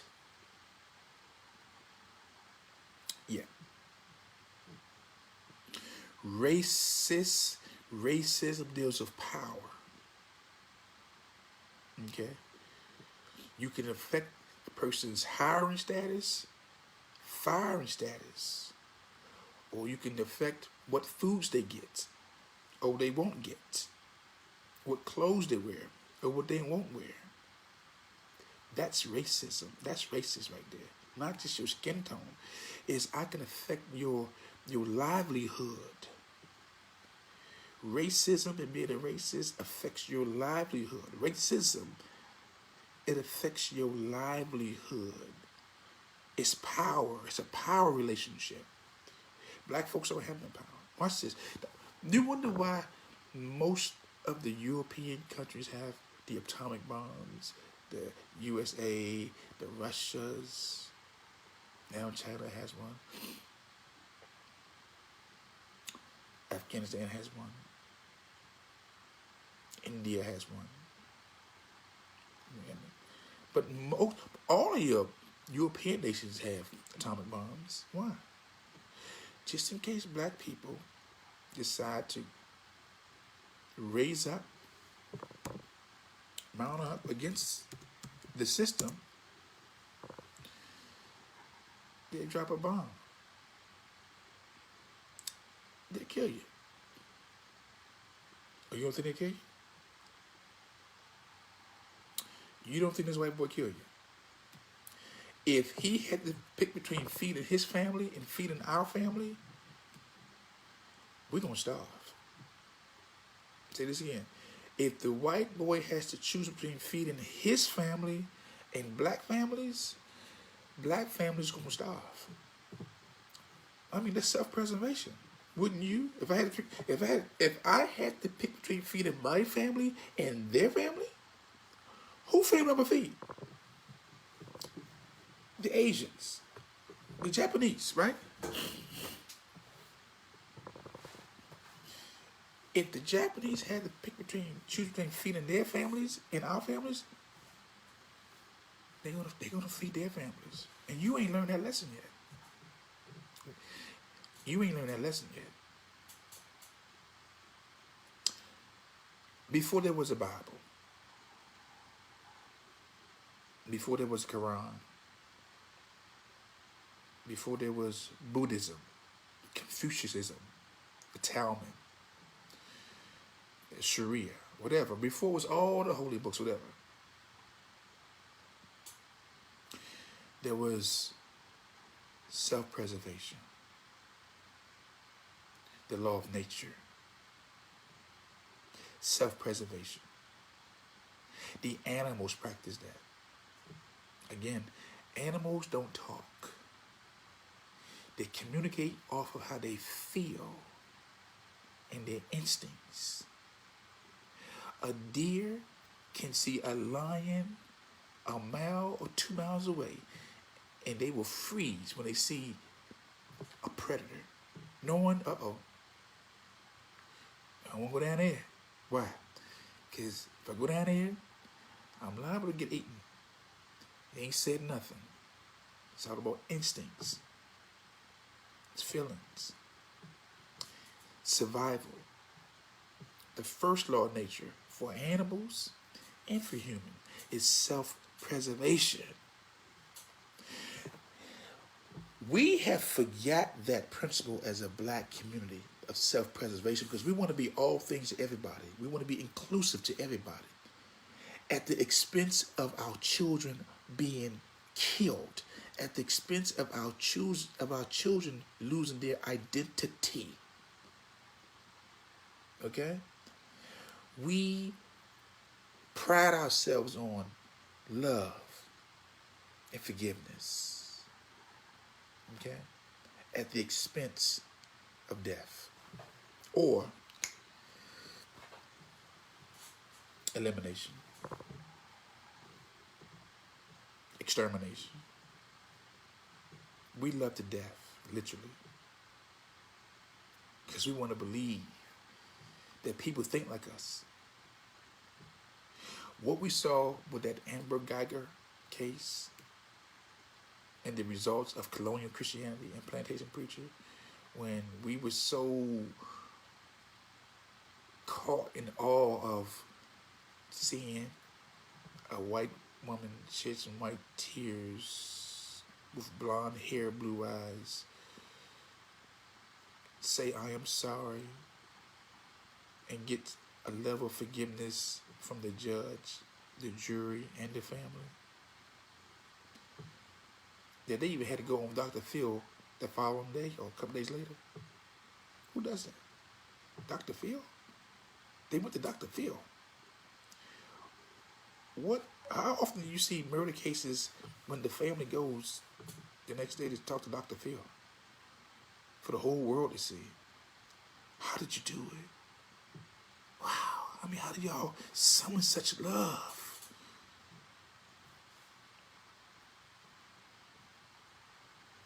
Our greatest strength is our greatest weakness.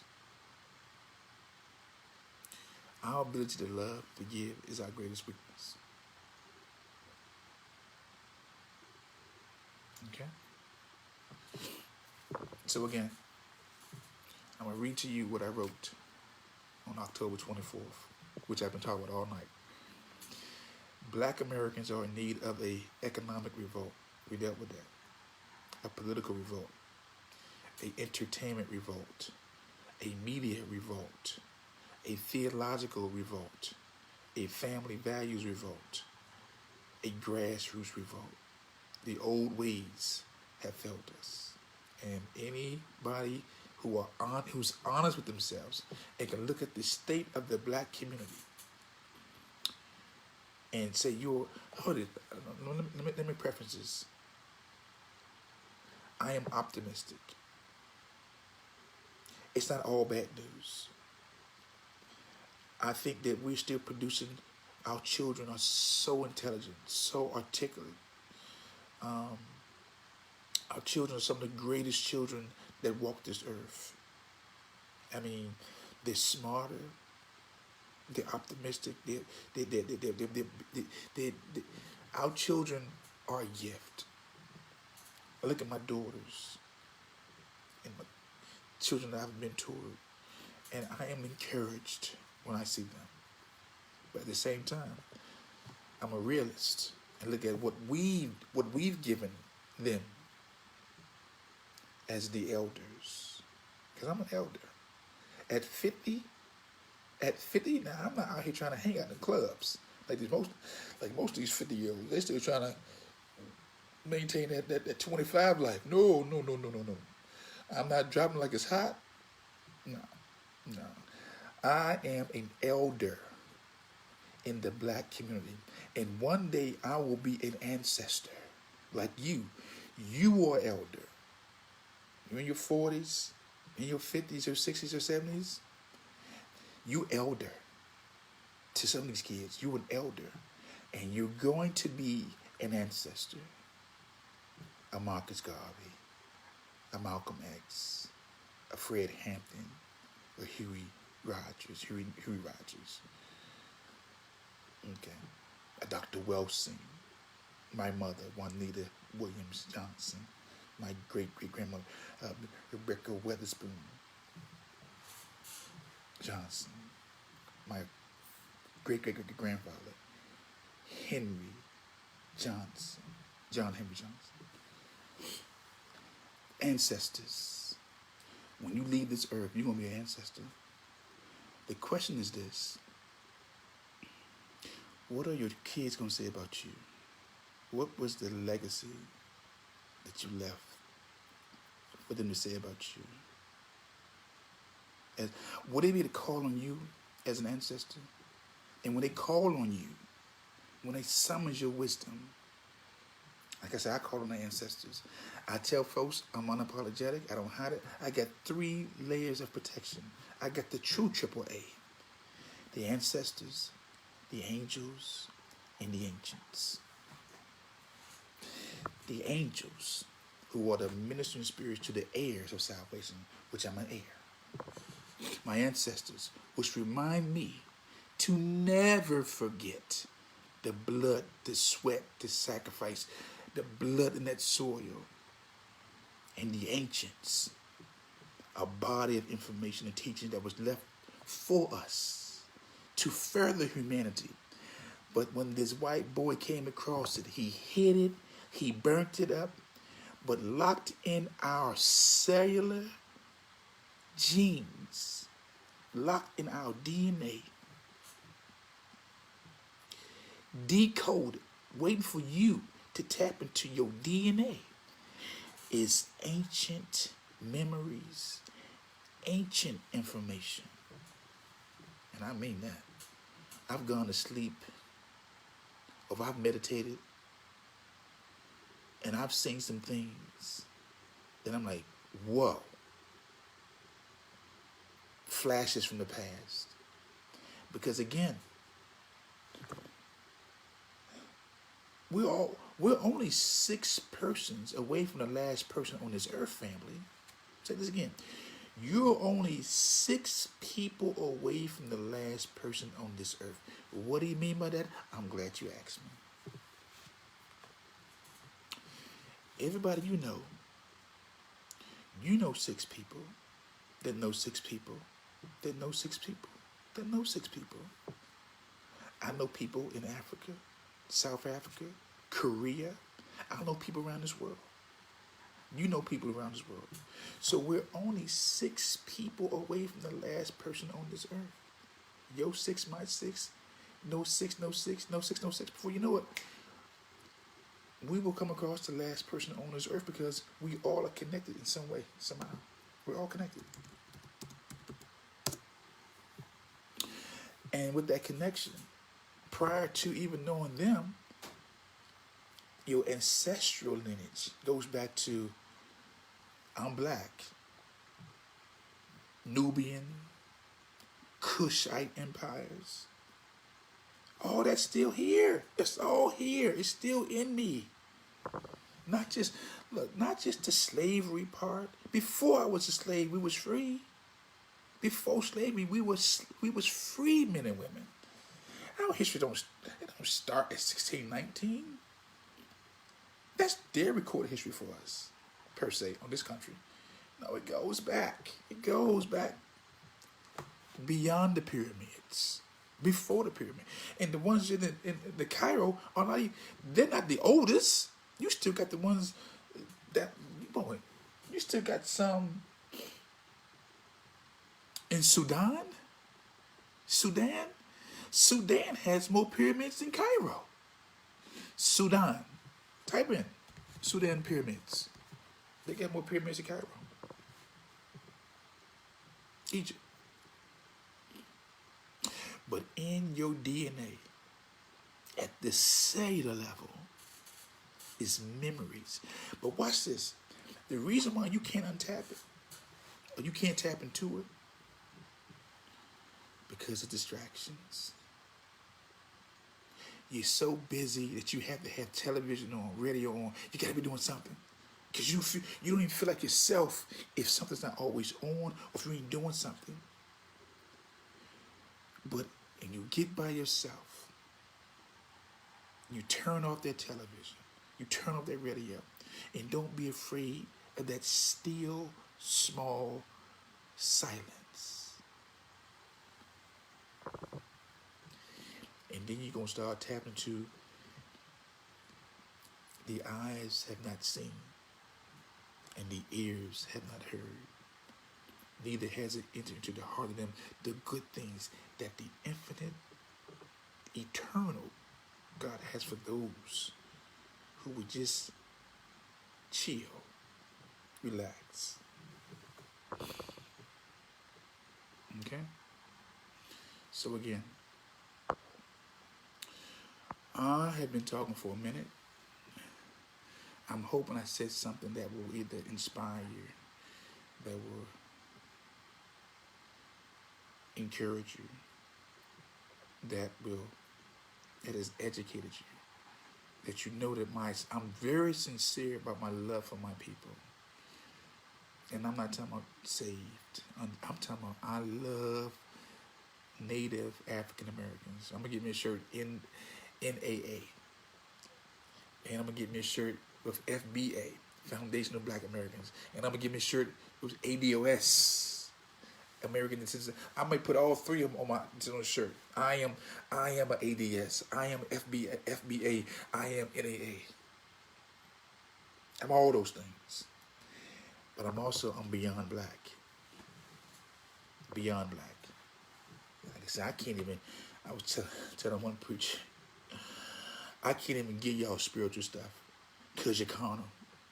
Because you're stuck on black. And if I go super duper spiritual on you and don't deal with this whole black piece, then you become UFOs and a spaceman.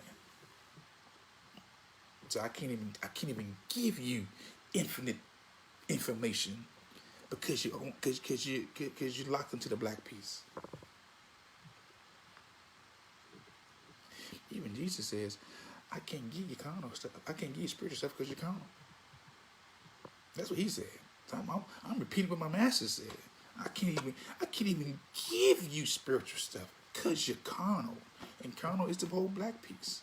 You know, if you look at America, you look at white culture, they are the youngest culture in the history of the world. They're the young. They've only been around maybe 40, 50,000 years. From an anthropological perspective, they've only been around. And here it is. Like Dr. Clark has said, if you had a book of 100 pages, okay, of history, this white male will be on page 999. Okay? So prior to him, first chapter, second chapter, third chapter, he's on page 999 out of a book of 1,000 pages. That's how long he's been here. He ain't been long. But the damage he's done in such a small amount of time, whew, it's deep. The damage he's done. But it's good news. It's great news. The sons of God have awakened. Scripture says the whole earth is waiting for the manifestation of the sons of God. There has been an awakening in a lot of people. I'm not by myself. And when you awaken from your sleep, like the Matrix, you're shocked. You're in disbelief. Then you become angry. You cry. Then you start to ask yourself, what can I do to change? And then before you know it, the ideas will come. And you begin to connect the dots, and then you begin to be the one. I challenge you to go see the movie Matrix again. Matrix 1. All of them was good. And they about to have Matrix 4.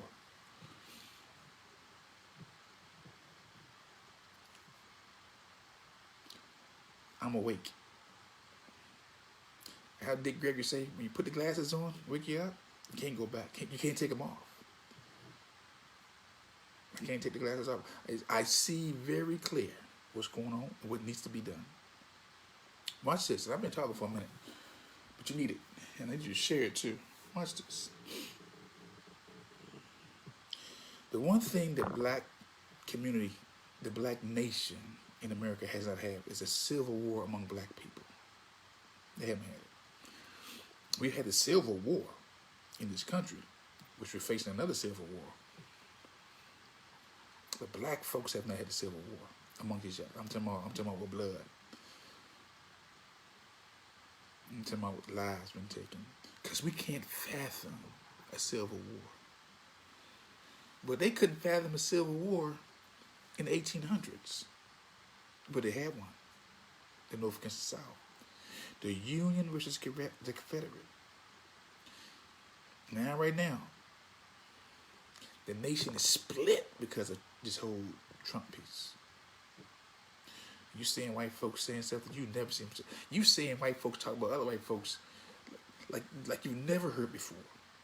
You in the middle of a civil war. But now you're in the middle of an ideological civil war, which will become violent. I promise you this.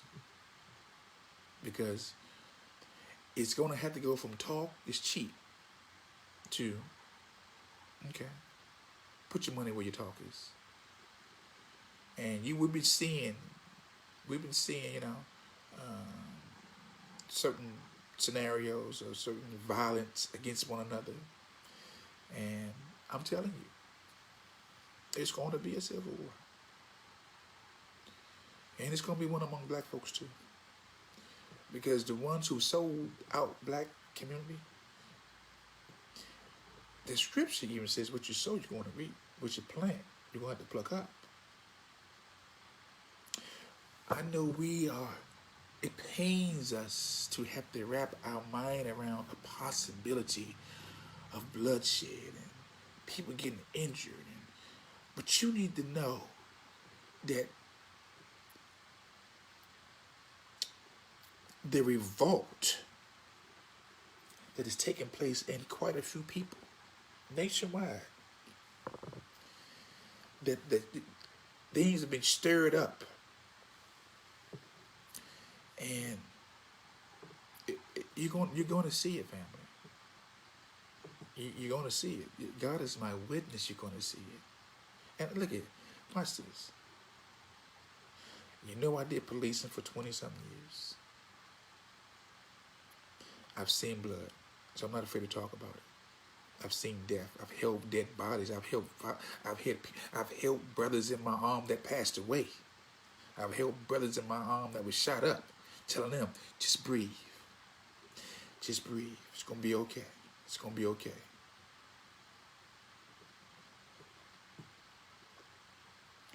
I've seen it. You're talking to a soldier. I'm a soldier. Soft spoken, very courteous, very hospitable, but I'm a soldier. I'm gonna take I take a page from Mathis, Mad Dog Mathis, who quit being Trump's defense secretary, who was a Marine, 4-star Marine. Mad Dog Mathis. Let's check him out. He said he's fine. He said these words. Be kind. You know what?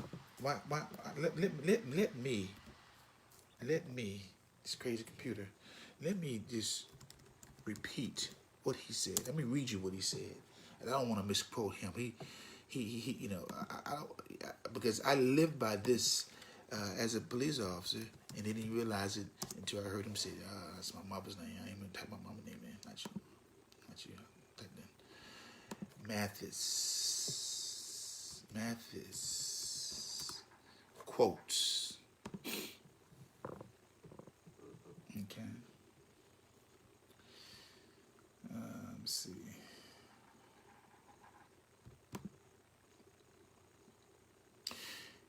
I want to quote him right, because he said something that would shock most people.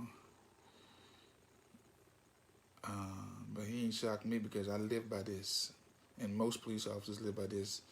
And if you are,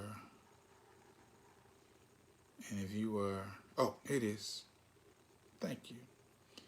In the words of General Mad Dog Mathis, be polite, be professional, but have a plan to kill everybody you meet.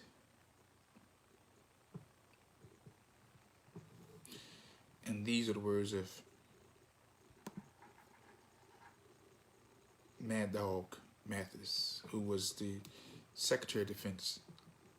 Be polite, be professional, but have a plan to kill everybody you meet.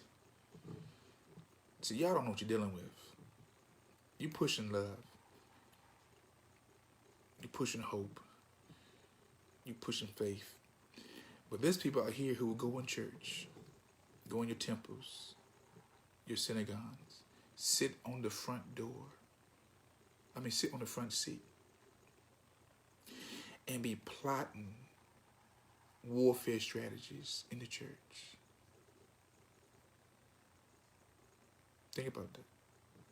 Be polite, be professional, but have a plan to kill everybody you meet.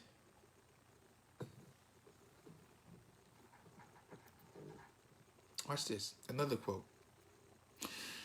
If in order to kill the enemy, you have to kill an innocent, don't take the shot. Don't create more enemies than you take out by some immoral act. If in order to kill the enemy, you have to kill an innocent, don't take the shot. Don't create more enemies than you take out by some immoral act. But again, he also said, be polite,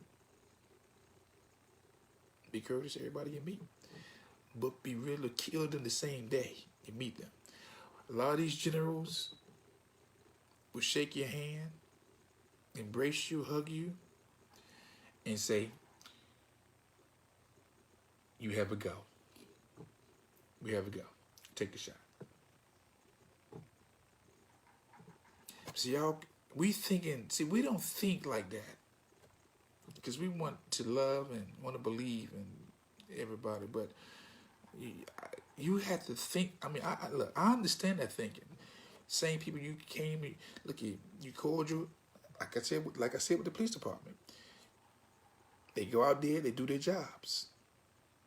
They go out there and have block parties, and they come talking to your school.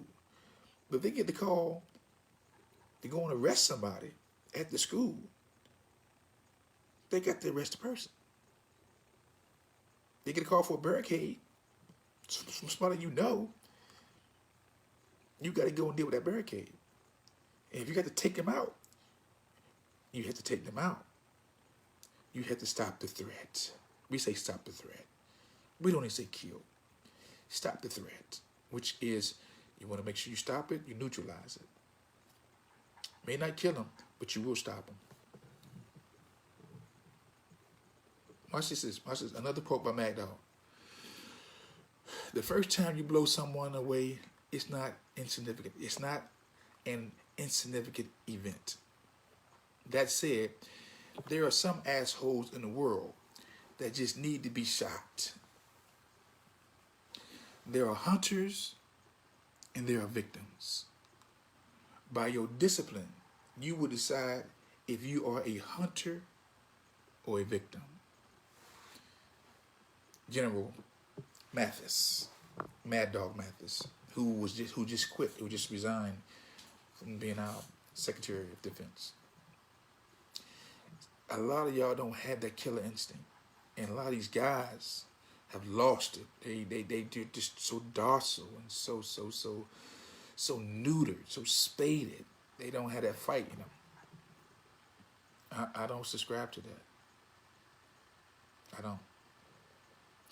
I'm hospitable. I'm polite. I'm kind to everybody I meet.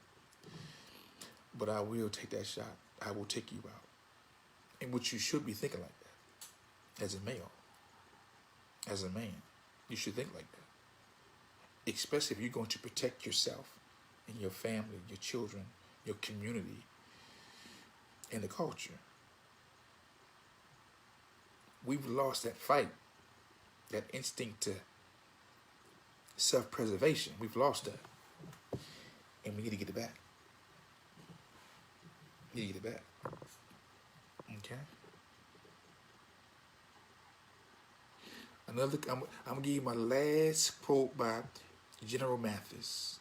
And you can always type in Mad Dog Mathis, his quotes. I'm going to give you my last quote. I come in peace. I didn't bring artillery. But I'm pleading with you with tears in my eyes. If you fuck me, I'll kill you all. If you fuck with me, I'll kill you all. Okay? I want to give it to you all. I come in peace. I didn't bring artillery. But I'm pleading with you with tears in my eyes. Okay? I'm pleading with you with tears in my eyes. If you F with me, I'll kill you all. These are the words from General Mathis, our Secretary of Defense who resigned from Trump. Okay? I'm just, fam, listen to me. I am keeping it 100 with you. As a police officer of 20 years, look here. I've already told you. I've been an elder, ordained. I ain't gonna say I've been practicing, but I got the papers. I can marry some of y'all. I can literally marry you. I can marry you. Okay.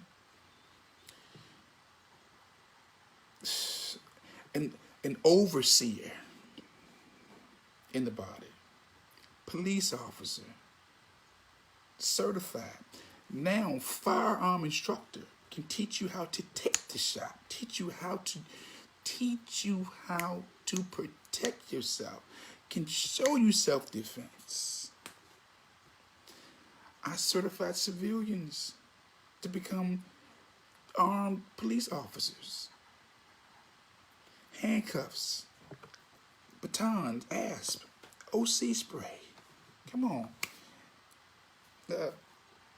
Palm strikes. You're not talking to somebody who don't know. I know what I'm doing. I know what I'm talking about. I know what I see. Okay? So I need you to share this video.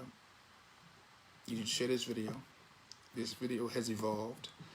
So much. I've been talking for a minute, but I think we had to have this conversation, and you can go back over and listen to it. But again, I led with this, that Black Americans, I posted this on the 24th of October. I said that Black Americans are in need of an economic revolt. I told you what revolt means. That you're displeased, that you're nauseated, that you're pissed up, that let's go to revolt. That you disgusted, you're sickened, you're nauseated, you rebel and revolt, insurrection, mutiny, uprising, take up arms, rebel, rise up. We're in need of that right now. We need an economic revolt. We need a political revolt, an entertainment revolt, a media revolt, a theological revolt. No more of this crazy white colonial Christianity that has really did a damage on us. A family values revolt. This Tank and Malik Yoba and Nas X and Pharrell. Trying to change masculinity with no regard for biology, prostates, uterus, and a grassroots revolt. Like I say, Jill Scott Heron was right. The revolution will not be televised. It's going to be on your cell phone. You'll be able to see it from your phone. Okay? So with that said, I want to thank everybody for tuning in. A lot was shared tonight. I hope I said something to educate you, to empower you, to make you think. Again, not outside the box, because there is no box. Again, there is no box. So stop saying outside the box. There is no box.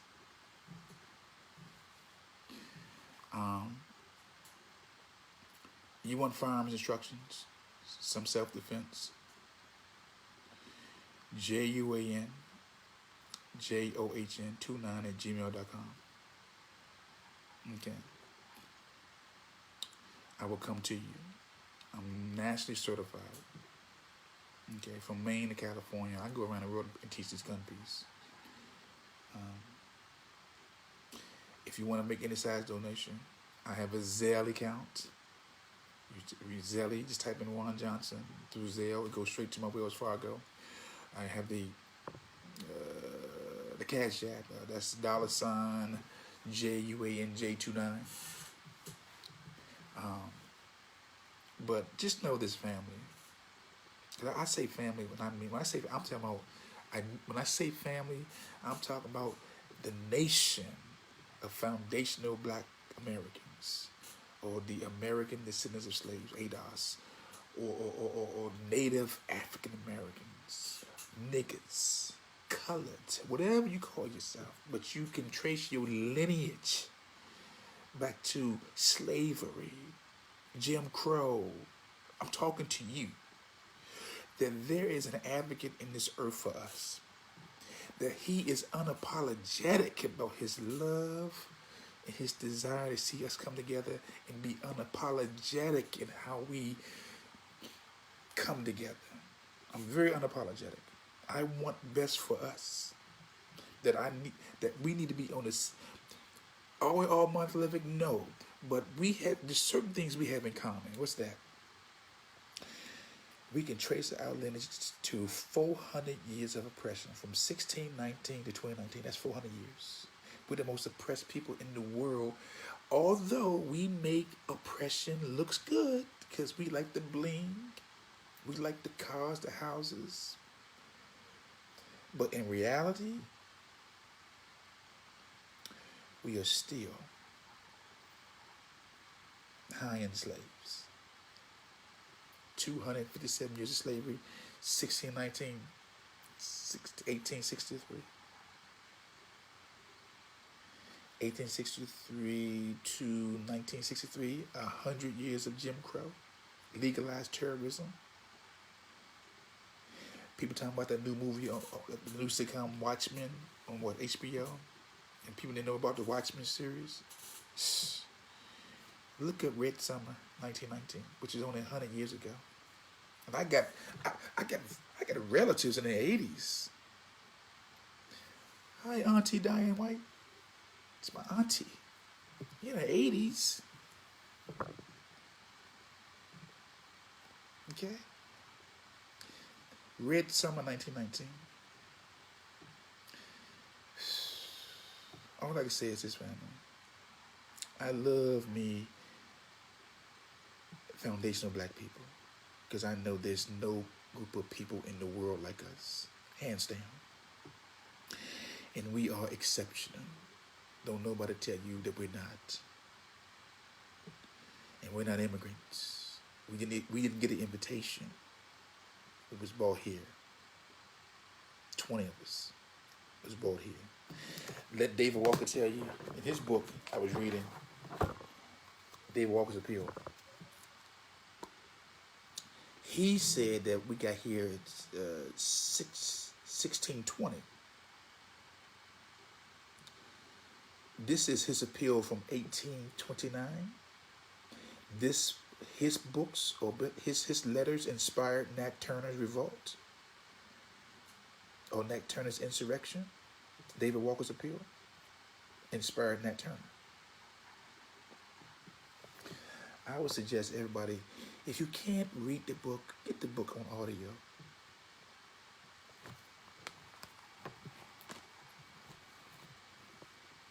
Audio. Again, thank you for tuning in. I want nothing but the best for you. I want you liberated. I want you blessed. I want you wealthy. I want you healthy. I want you happy. I want you prosperous. There's so many things I want to say to you. I can't say it all in one session. But know this, I want the best for us. I'm very unapologetic about what I want for us. And I see it, that we're going to have, we're going to get everything we want. It's, you know what, it's like a person who plays the lottery and they hit on a Friday for $1 million, right? Or $2 million. Let's say $5 million, $10 million. You hit, right? But you can't get your money to Monday. You can't get it to Monday. But you already know, oh God, when Monday get here, I'm about to get paid. You done already thought about how you're going to spend that money. You thought about what you're going to buy. That's what you call manifesting. You already know it. So when I tell you, I've already seen us victorious. I've already seen us happy. I've already seen us free. Monday, Tuesday's coming. I'm going to go down here, present this ticket, and say, give me what's mine. Now faith is the substance of things hoped for and the evidence not yet seen. You got the ticket in your hand. You just waiting for Monday or Tuesday. You can go down here and get what's yours. And that's how I apply my faith to our situation. I already see it. I already see it. And I'm excited about what I see. Very excited. And I'm acting like we already got it. Like I say, when you got the winning ticket in your hand, you already seeing that car you're gonna get. You already seeing that equipment you're gonna buy. You already seeing that house you're gonna get. So you already seeing it. Same thing. I already see it. You need to see it. See it until you see it. See it until you see it. Or better yet, visualize it. Imagine it until you manifest it. Because when you start imagining things, you will begin to manifest it. Okay? So with that said, thank you. Tuning in. Please share this. Again, you want to reach me, hit me in my DM. I'm on Facebook. I'm on Twitter. I'm on Instagram. Well, I don't really. I'm there.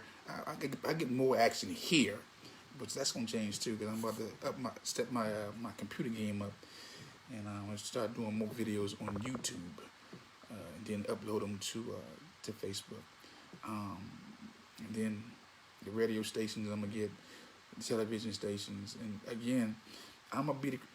It's time for us to be what we want to see. I'm not waiting for nobody to do nothing. Be the change you want to. Be the change you want to see. You know.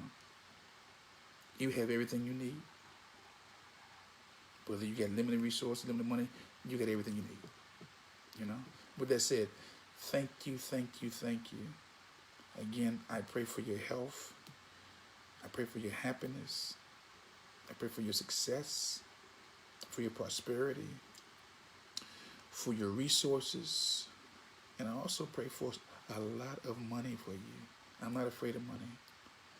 Most people talk about money is the root of all evil. No, it's not. Not having money is the root of all evil. Not having it. I've seen more people with no money do evil things than folks with some money. So not having it is the root. So again, nothing but the best for you. And always remember this. It is not how much you know, family. Well, I'll say this. This is real talk. Real issues, real solutions. And it's not how much you know. It's how much you care. With that said, your man is out of here. I see you on those streets, on social media, and when you see me, greet me. And don't be afraid to talk to me. With that said, I am